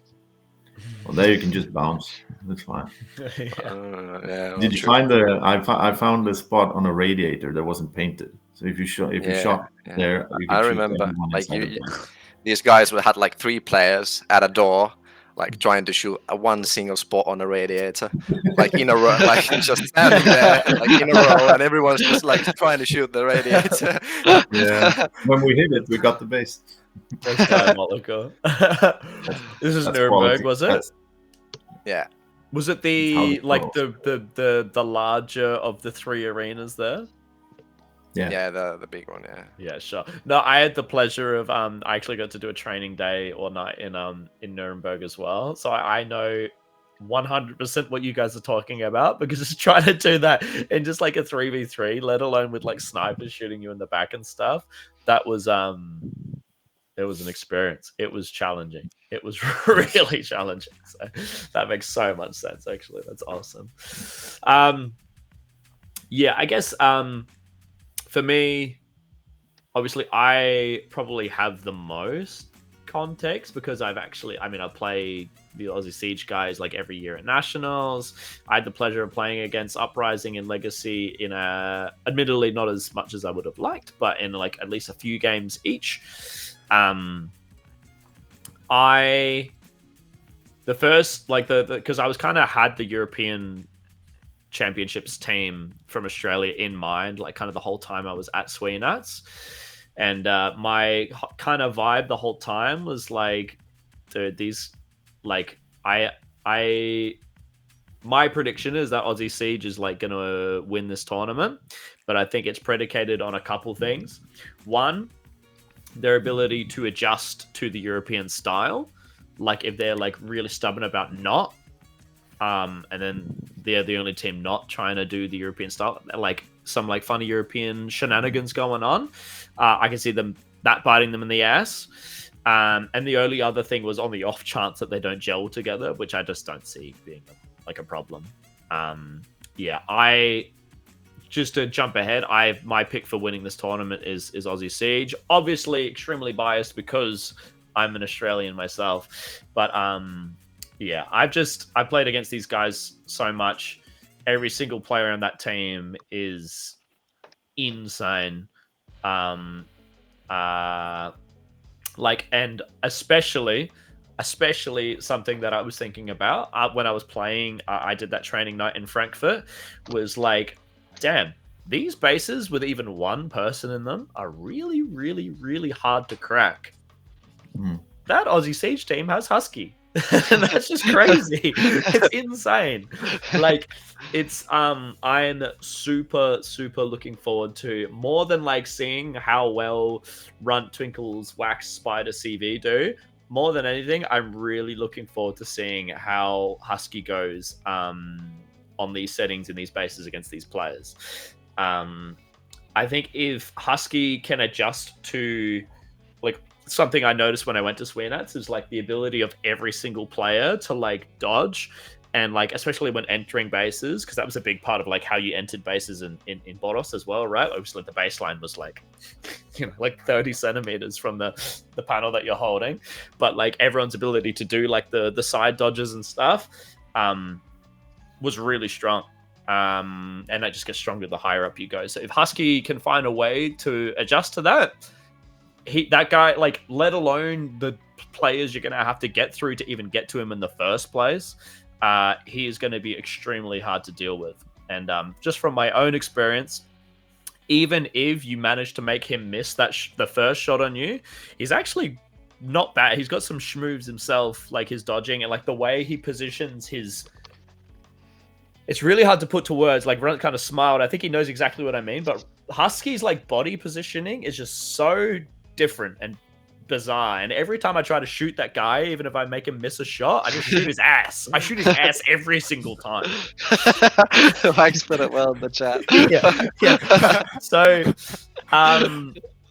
no, I think Husky is going to be the ultimate insurance policy for this team. So if you can figure it out, and if the rest of you guys can find your flow, I don't see you just winning this game. I see you guys winning the whole tournament. So I kind of glazed for ages. Am I biased? Extremely. I'm Australian team, but all of that aside, I think it's just hard for me to see it going any other way. Is really like the crux of what I have to say. That's my piece. Yeah. Well, you have to be biased because otherwise your team pulled out for nothing. That's so true. Right, you better fucking crush it, bro. You better crush it. Yeah. I'm just sure I did this for you guys, right? That's crazy. Oh, amazing. If you know, you know. If you don't, you know. Ask me about it later. I'll say that Aussie Siege will win this one. That said, I think there's still a big chance of Uprising being in the grand final. Yeah, for sure. Obviously, like the way this is, we kind of only one team can make it through to the grand final, just because we've done, which I might do it differently next time, where I like don't have any teams pre-filled into the finals and like to try and make it more golden game based. Because any of these teams, maybe less legacy since they've lost R, which is a massive hit, but the 4 teams for sure. Any variation of them could have made the grand finals, but just for the purpose of how I've done it today, only one team makes it through. So we'll take 4th just for you, Ryan. That's diabolical. That was awesome. Diabolical. You better not. I'll lose it. I'll be more pissed than you guys if you get 4th. Holy. That's crazy. Anyway, I've been talking too much and glazing way too much.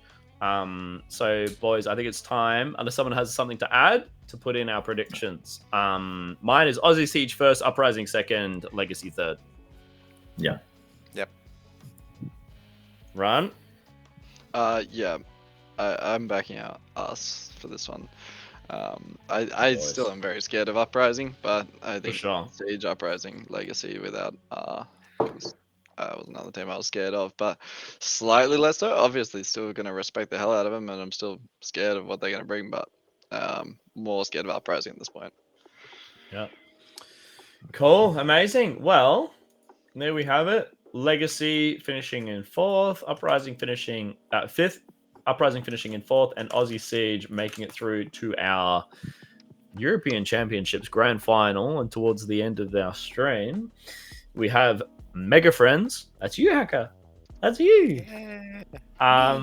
Team Destroyer, the top dogs in Germany, and Aussie Siege.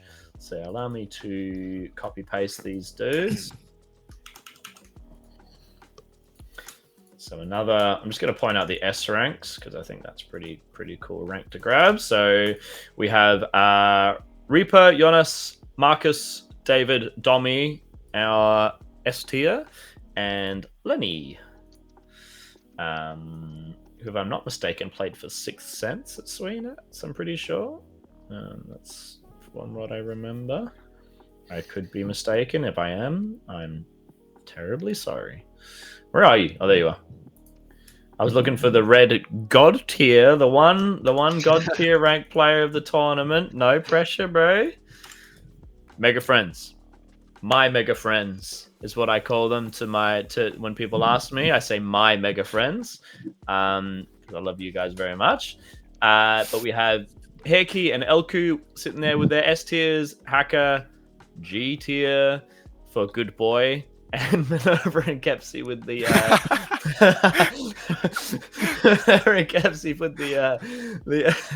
the A grade rank. Oh, let me. Good boy. There we go. Put that there. We're gonna bring you down a peg. You can't be the one G tier of the tournament and not bring brought down a peg. I'm happy with being the good boy of the tournament. Okay, good man. Alrighty. This is wild. This is wild as hell. I'm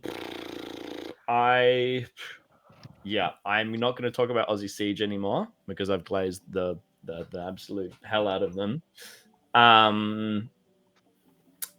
So we have Team Destroyer, who I think they won German Nats and Swee Nats in 2023, if I'm not mistaken. And they're just a team that's been consistent, even if they're not winning, they've consistently been up there in like that top 5 at European tournaments. So they're super solid. I've had the pleasure of actually training with it was Reaper, Marcus, and Domi, I believe, when I was in Nuremberg, and that was the first time I really got to see firsthand, like, oh wow, these guys are like mechanically really strong. I think they have some of the cleanest, like their ability to do like I call it a European flip or like a reverse flip where like this one, because obviously that's very foreign to us in Australia because we all do like the standard over the top one. But like those 3 guys, especially Marcus, when they put their back to a panel and they do like the Euro flip thing, it looks very pretty when they do it. I was like, oh, these guys are very hard to shoot. So that was just like and then I actually didn't get to play against them very much at Sweden. It's maybe 1 or 2 games. But it felt like they played something that's going to be a little bit more familiar, I think, to the Aussie Siege guys. I think if I was to compare them, and I feel like I've heard you make this comparison before, Mumin, but if I was to compare them to like an Australian team in recent years, it might be like a Apex / WA Sharks, maybe. Would you say that's a fair assessment, Mumin? Are we talking in how they play or? Yeah, like strategically. I wouldn't say Apex. Apex is more like everyone wants to attack, nobody wants to stay at home, but they sort of have to, and at the end, everyone goes anyway. That feels like Apex. Yeah, that's very fair. No, I think they feel more, like Queenslandy, like the old, like I don't know if the meta has changed since I was there, but where they have the like more people running up from the defense and this one player up top. More of that, I would say. Sure. But they feel more like it's probably the most Australian of all the teams. Yeah.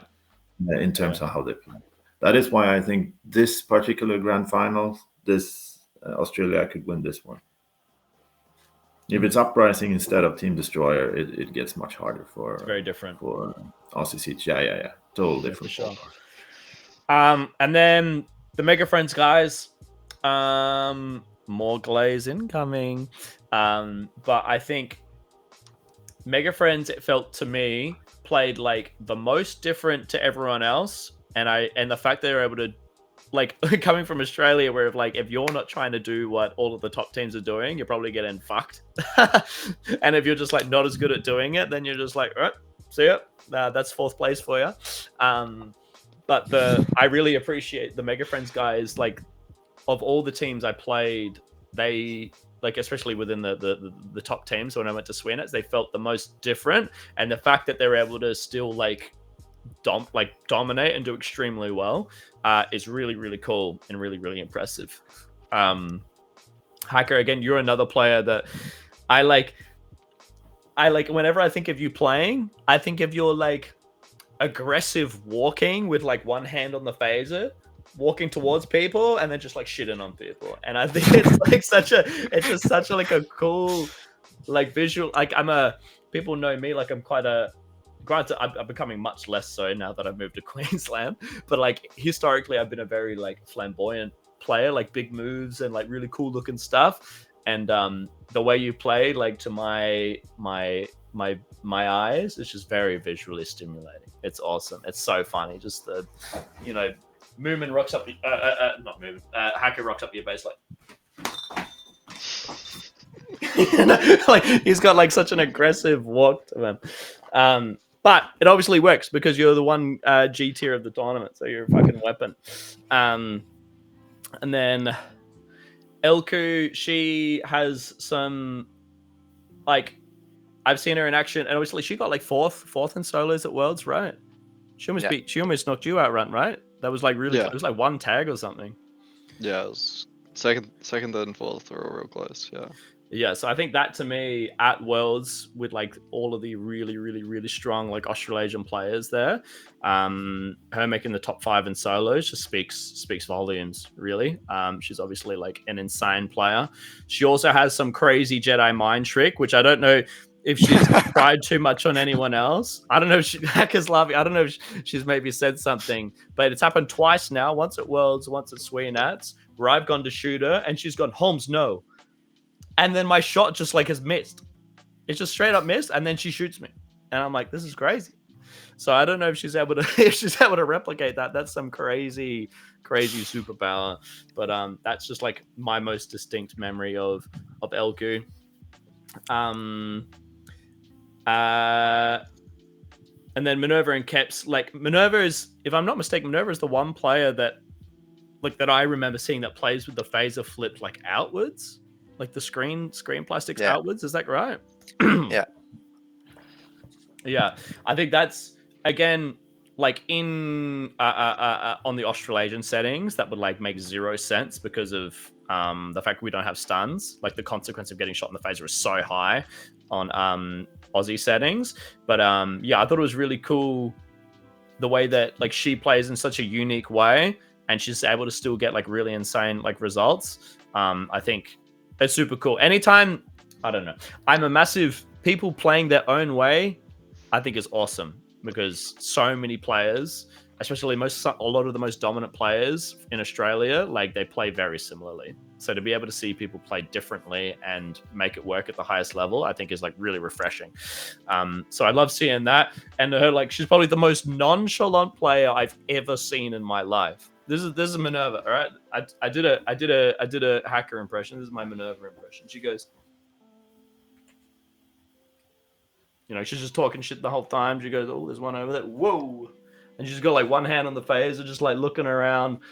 Dude, it's crazy. I love that. It's just such a, it's like, I don't know, when there's so many people running around screaming their heads off, taking it so seriously, it was like really refreshing to see someone just like talking shit and having a good time. So that's that. And then Keps, admittedly, I actually didn't get the chance to come up across Keps very much because obviously he wasn't part of the crew that went to Worlds, and then my team didn't get to verse your team very much, Hacker, very much. But yeah, it's from what I saw, he was just like super solid, super solid in like every aspect. Like no matter where he was getting bases, he was getting good TRs, and when he was in defense, he was crushing it. So, and then I said nothing about the man himself, Heki, but I think he adds so much to this team. Like my understanding is like one of the best minds of the game currently. Yeah, I'm really looking forward to seeing like what he and the Mega Friends guys kind of cook up for this arena and see if you can continue to find your own way to play. I've been talking for fucking ages, so I'm gonna leave it at that. And you guys can go. Maybe Mumin, you can go first, and then Runt and Hacker can kind of like have an argument, and we can like, I don't know, we can cheers, and we can just watch the show. But you go first. All right. Okay, so I think this tournament is between Mega Friends and Aussie Siege, and then Team Destroyer and Uprising has like maybe a fighting chance. Destroyer being highly organized home team, and Uprising by just being these powerhouse players, very individualistic, who can do hero moves at times. And I think whoever is the third team will decide. Like I see with Uprising, probably then Mega Friends will win. With Team Destroyer, I'm not so sure. Like, however, it will be a lot of lockdown games. With Uprising, there's going to be a lot of dumps and stuff like very, like they like breaking the game open, you know, blowing up bases. So this would be like a lockdown style final, and because you will have like you would have like Hacker and Heiki, and then you have Twinkles and Run, and then you have Marcus and Domi. I mean, that's pretty good, like pack scorers across the board, being up front. But and then when it comes to the defense, I mean, sure, Husky world class, but Minerva and Elko also like super strong defenders. Like not having like that's a problem when we went to Australia. We played Catalyst once, and I think the third team was a WA team. You know, so we didn't really get to like verse defense it didn't of feel like a Husky real time, Max. a real game. So we wouldn't know, like, but I know they're really good. So. But I have played Minerva and Elko many times, and it's even when there's just two of them, when Kepsi when he moves up, because he's sort of a balanced player, and there's just two of them, and me and Bambi go into strike, it's still really hard to untangle the base, and that's on Swedish bases, not the German bases. So. Yeah. And also, I mean, Jonas in Team Destroyer, he gets a C here, but on the German bases, he's really hard to get out of the base. Him and Reaper are usually playing defense, and they're also really strong at it. So yeah, but then you have CV as a really good. I think comms is what sets these three teams apart from the rest. Super strong comms on all three teams. It's really hard. I don't think like Destroyer could win it if Mega Friends and OCC start going at it. You know, playing like it's a 2-team game. Then Team Destroyer can win it. Sneak through. But if they all just do this structure style lockdown games, then I don't know. It's going to be tight. I'm not sure. It's so hard when I haven't seen Aussie Siege play. It's so easy to look at the team on paper.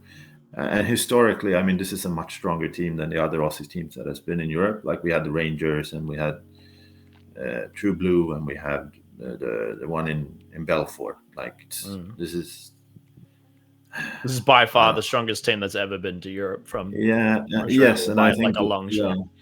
And also the notion that Worlds format has gotten a lot of traction in Australia. So now you actually know how to do it in a whole different way. So it's really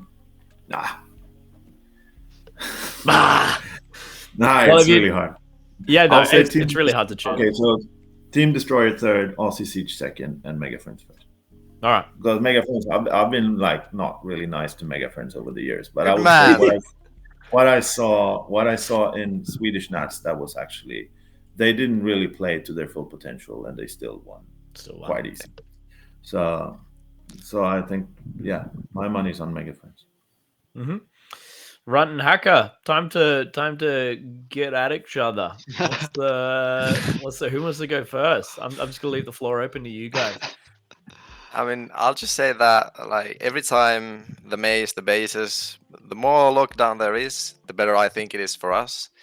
But at the same time, seeing the Aussies being so well like machined, like fucking Terminators at World. Obviously, it was a lot easier because the maze was so small, but that makes it interesting because like you guys are really good at it too, and I don't really know. It's gonna be really cool. I'm like really looking forward to like trying to crack those tough bases from like your defense. And that is so interesting that you guys like lockdown games as well. I didn't think you guys did. I thought you guys like in your bases, you and Hagi. That's funny. Okay, this is probably gonna be the most boring finals people watch if it's we both like them. But I think that'll be very interesting in the fact that both of our strengths going into it are probably lockdown games. So I'm keen for it. Runt, come on, talk up your game a bit, bro. Come on. In terms of actual how I think this would go, it's so hard to gauge Mega Friends because we saw you guys at Worlds, and the whole narrative is like, well, yeah, we're not trying, and it's like, how much can you turn off trying? I think a lot was the weird part. It genuinely looked like you guys turned it off because in solos you guys started trying and then you guys were amazing. So it's like, well, is there that much of a difference? Because I remember in team games, like it was a different team, but when I was seeing like the core 3, for example, when I was seeing like Minerva, Oku, and it was like a bit disjointed in terms of like coordination, but that might have been because it was early in the comp new maze. So in terms of the teams and stuff I saw there was a bit disjointed. But yeah, then you guys like win solos on a system only that you guys don't play. So it's like, okay, so the pack skills are clearly insane, and I remember you and Darwin Hacker and your pack skills on H Pro are even better. So it's like that's pretty scary. And people are talking you up in Europe as like a tier on your own, which is crazy. So that's gonna be. I'm keen to see it. In terms of where I think Aussie Siege will sit overall, I can kind of compare. I kind of think back to our team we took to Sweenats in 2019, which we came 8th. So like, we kind of sucked. But also on the first day we were beating everyone. Like we were, I don't know, like 2nd or 1st on the ladder after round robin or something. I could be misremembering. You were first. Yeah, we were first on the ladder, and that was a much weaker team. Back then. So it's like if that could get first on the ladder for a round robin, then that's very promising in terms of adjusting. But then it's also like then we also showed the capacity to shit the bed, which is interesting because we dropped right down to 8th or something there. So we definitely will have the capacity to shit the bed with this team. But I think if we don't, we should win just because of the skill on the team. And I think players like CV, for example, are being done very hard on these ratings as a man who's won, I don't know, like 50 trophies in the past like few years. The CVB tier was criminal, but yeah. So it's like, I don't know. I'm guessing it's kind of because it's like, well, we got to pick someone to not be as stupid. It would look stupid, and it's like it's kind of fair. But I think the reality is, individually, we are all insanely competent in playing our own game. Again, it's like thing that can we all come together in a different scene.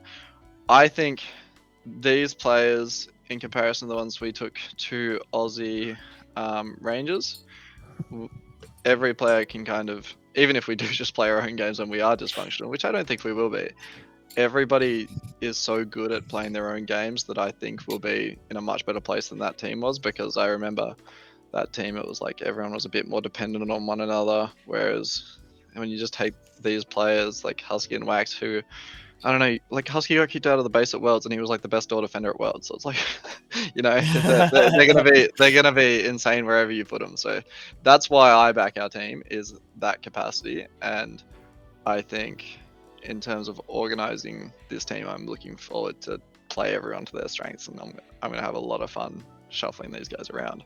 So that's why I kind of back us, even though I'm well aware that we're up against it, especially because this arena is like nothing we've seen. It's way, way bigger. It's like Aubrey 2018, which, I mean, the game, like, Catalysts were good back in that arena, but it's changed so much since then. So, I don't know. None of us have played any arena like this, and we're coming up against people that know how it plays.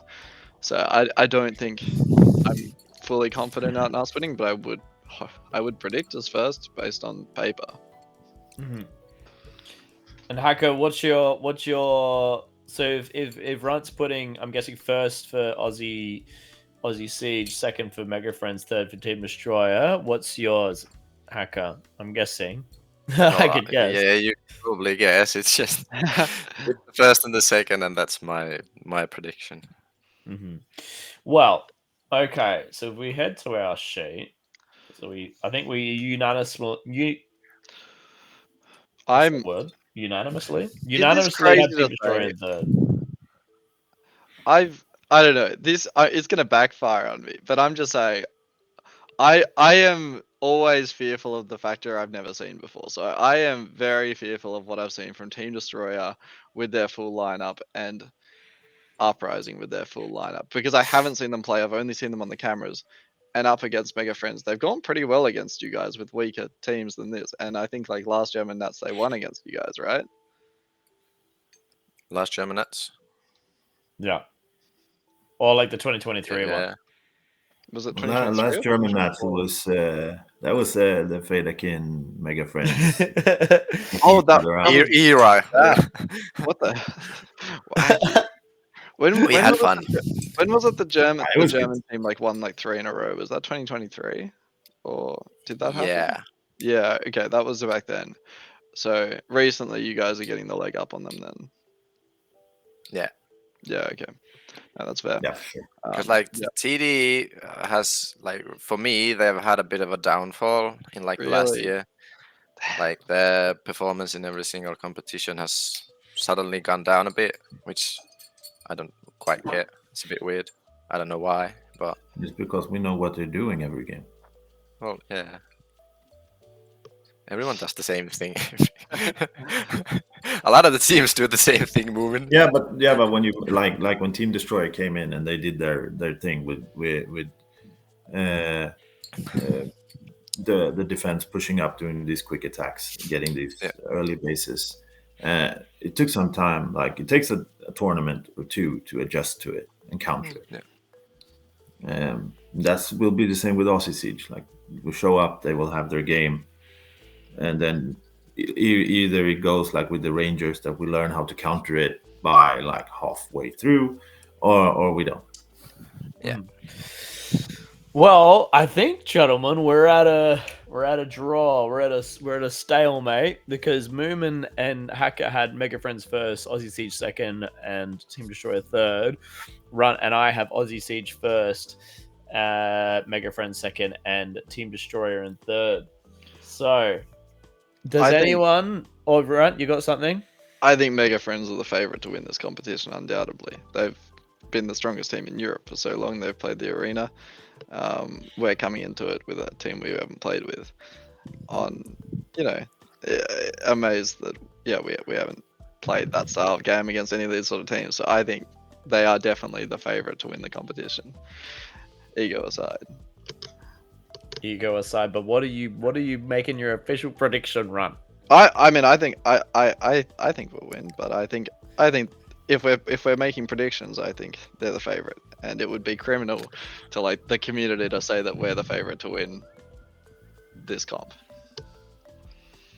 So, for the purposes of the official LSA predictions, are you happy to concede first to Mega Friends? Yeah, 100%.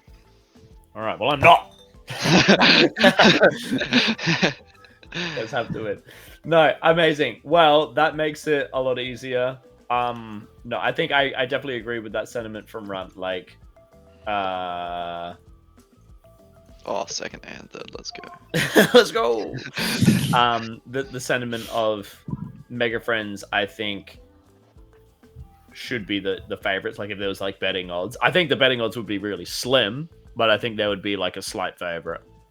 If you actually do put betting odds on it. So, for that purpose, we'll put Mega Friends in first, Aussie Siege in second, and Team Destroyer in third. So there we have it, ladies and gentlemen, and everyone. We have our final predictions ladder. So, just to kind of read through it from the bottom, Lightning Templars 15th, Wildcats 14th, Laser Dragons 13th, Buddy 12th, Sixth Sense 11th, Monstro 10th, Electric Fire 9th, Omega 9 8th, Majestic 5 7th, Diet Cobra 6th, Legacy 5th, Uprising 4th, Team Destroyer 3rd, Aussie Siege 2nd, Mega Friends number 1. Uno. Ichiban. Cool. I don't know. I guess that kind of concludes the stream. We've placed all the teams. Do I have anything else to say? Maze overview. I don't have a maze map handy, and I don't want to dick around for a bit. And also, we have been going for 2 hours already, so I don't know. Do the three of you gentlemen have any like final thoughts? Like, it could be side event related, could be to do with the arena, it could be to do with like anything else. Have you guys got like what? I'll give you the floor. What if anything have you want to say before we kind of wrap up? I think speaking of side events, it's going to be interesting to see if it will be like Aussie Siege and Mega Friends on top in all the side events, because there are some like base run. It's a pretty prestigious. It's equal to your doubles, sort of pretty prestigious event. So Yeah. I'm curious if it will be like the one half of Team Destroyer and the Mega Friends in the grand final. There it would be interesting if that What's the happens. Mega Friends team? It's Heikki, Elko, and me. Who are Minerva and Keps playing with? Anyone or They are not The Optimus. playing base run now. they're not playing? Okay, sure. Yeah. Sure. I'm sorry. If I had the money, I would have got on a flight just to finish off the Mega Friends, like 2 Mega Friends teams plus me. But I think it was a bit of an expense. It was a bit. I got a half serious drunken offer at one of the nights at Sweenets from those guys. They were like, Euros, just play base run. I'm like, ooh, that's a lot of money for one side of it. I was awfully tempted, and I would have loved to have been able to do it, but alas, I decided to let Aussie Siege go instead. But anyway, Good boy. big boy, amazing. Right. Yeah, sides. Yeah, I think. Man, yeah, I'm really looking forward to see how Aussie Siege does in base run, because obviously it's not a side event we play.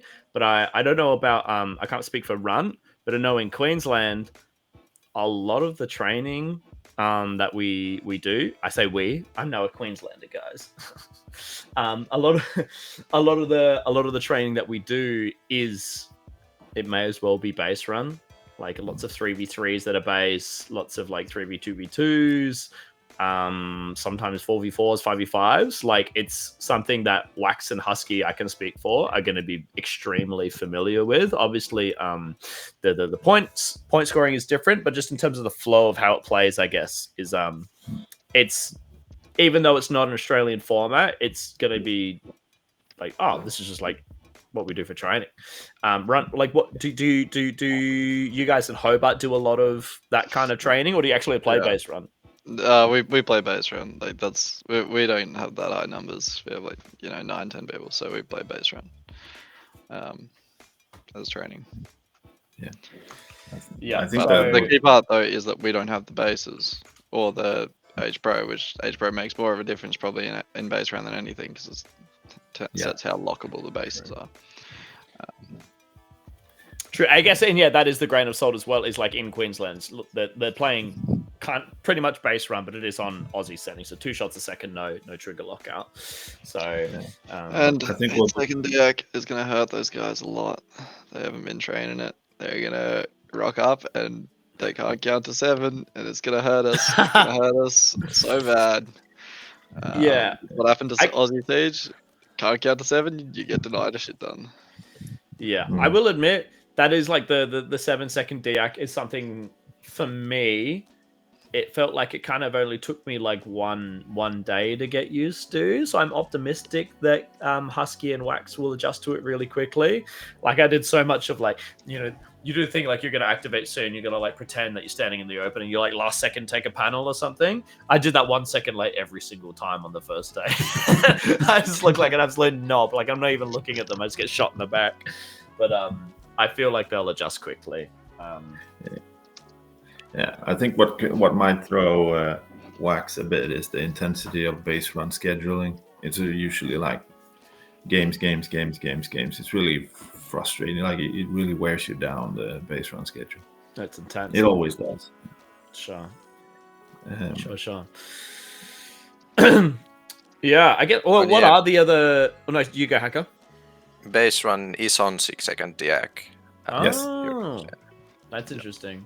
It's the original settings. That's pretty fun, actually.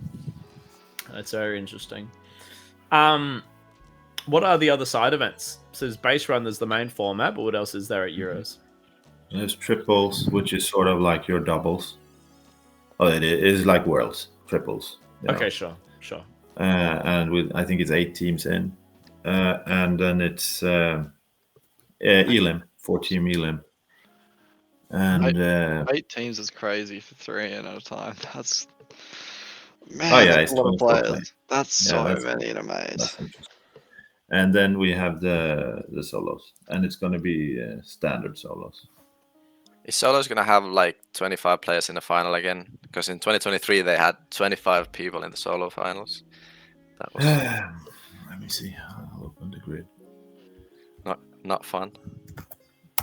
I know. I don't like solos. I like Gothenburg solos. I don't like solos. I think it's boring. Oh, you're not doing? I guess. I mean, yeah. So this is just standard solos, huh? Yeah, I'm not playing. I opted out. I want my Gothenburg solos. I'm a big fan. I'm a big fan. When people ask me about what Sweenets was like, and we start talking about side events, we talk about solos, and yeah, I it's hard because it was like I think so much of my enjoyment was how refreshing it was, because solos like in and of itself is like kind of the most boring format. Like it's where the least things can happen. You just kind of run around and shoot people, right? There's like not very many variables. So like the Gothenburg solos was really like fun. Like the objective was kind of changing every time. That means I wasn't a fan of the solos with bases. I didn't enjoy that. That was me neither. Yeah. But listen to this. How about we do a progressive solo with all bases on? No, not bases. Just only progressive solo, but no bases. That would. Which one's progressive? Just for the people that maybe don't know what it is. When you go out every minute. Go every minute. I loved that one. That was so fun.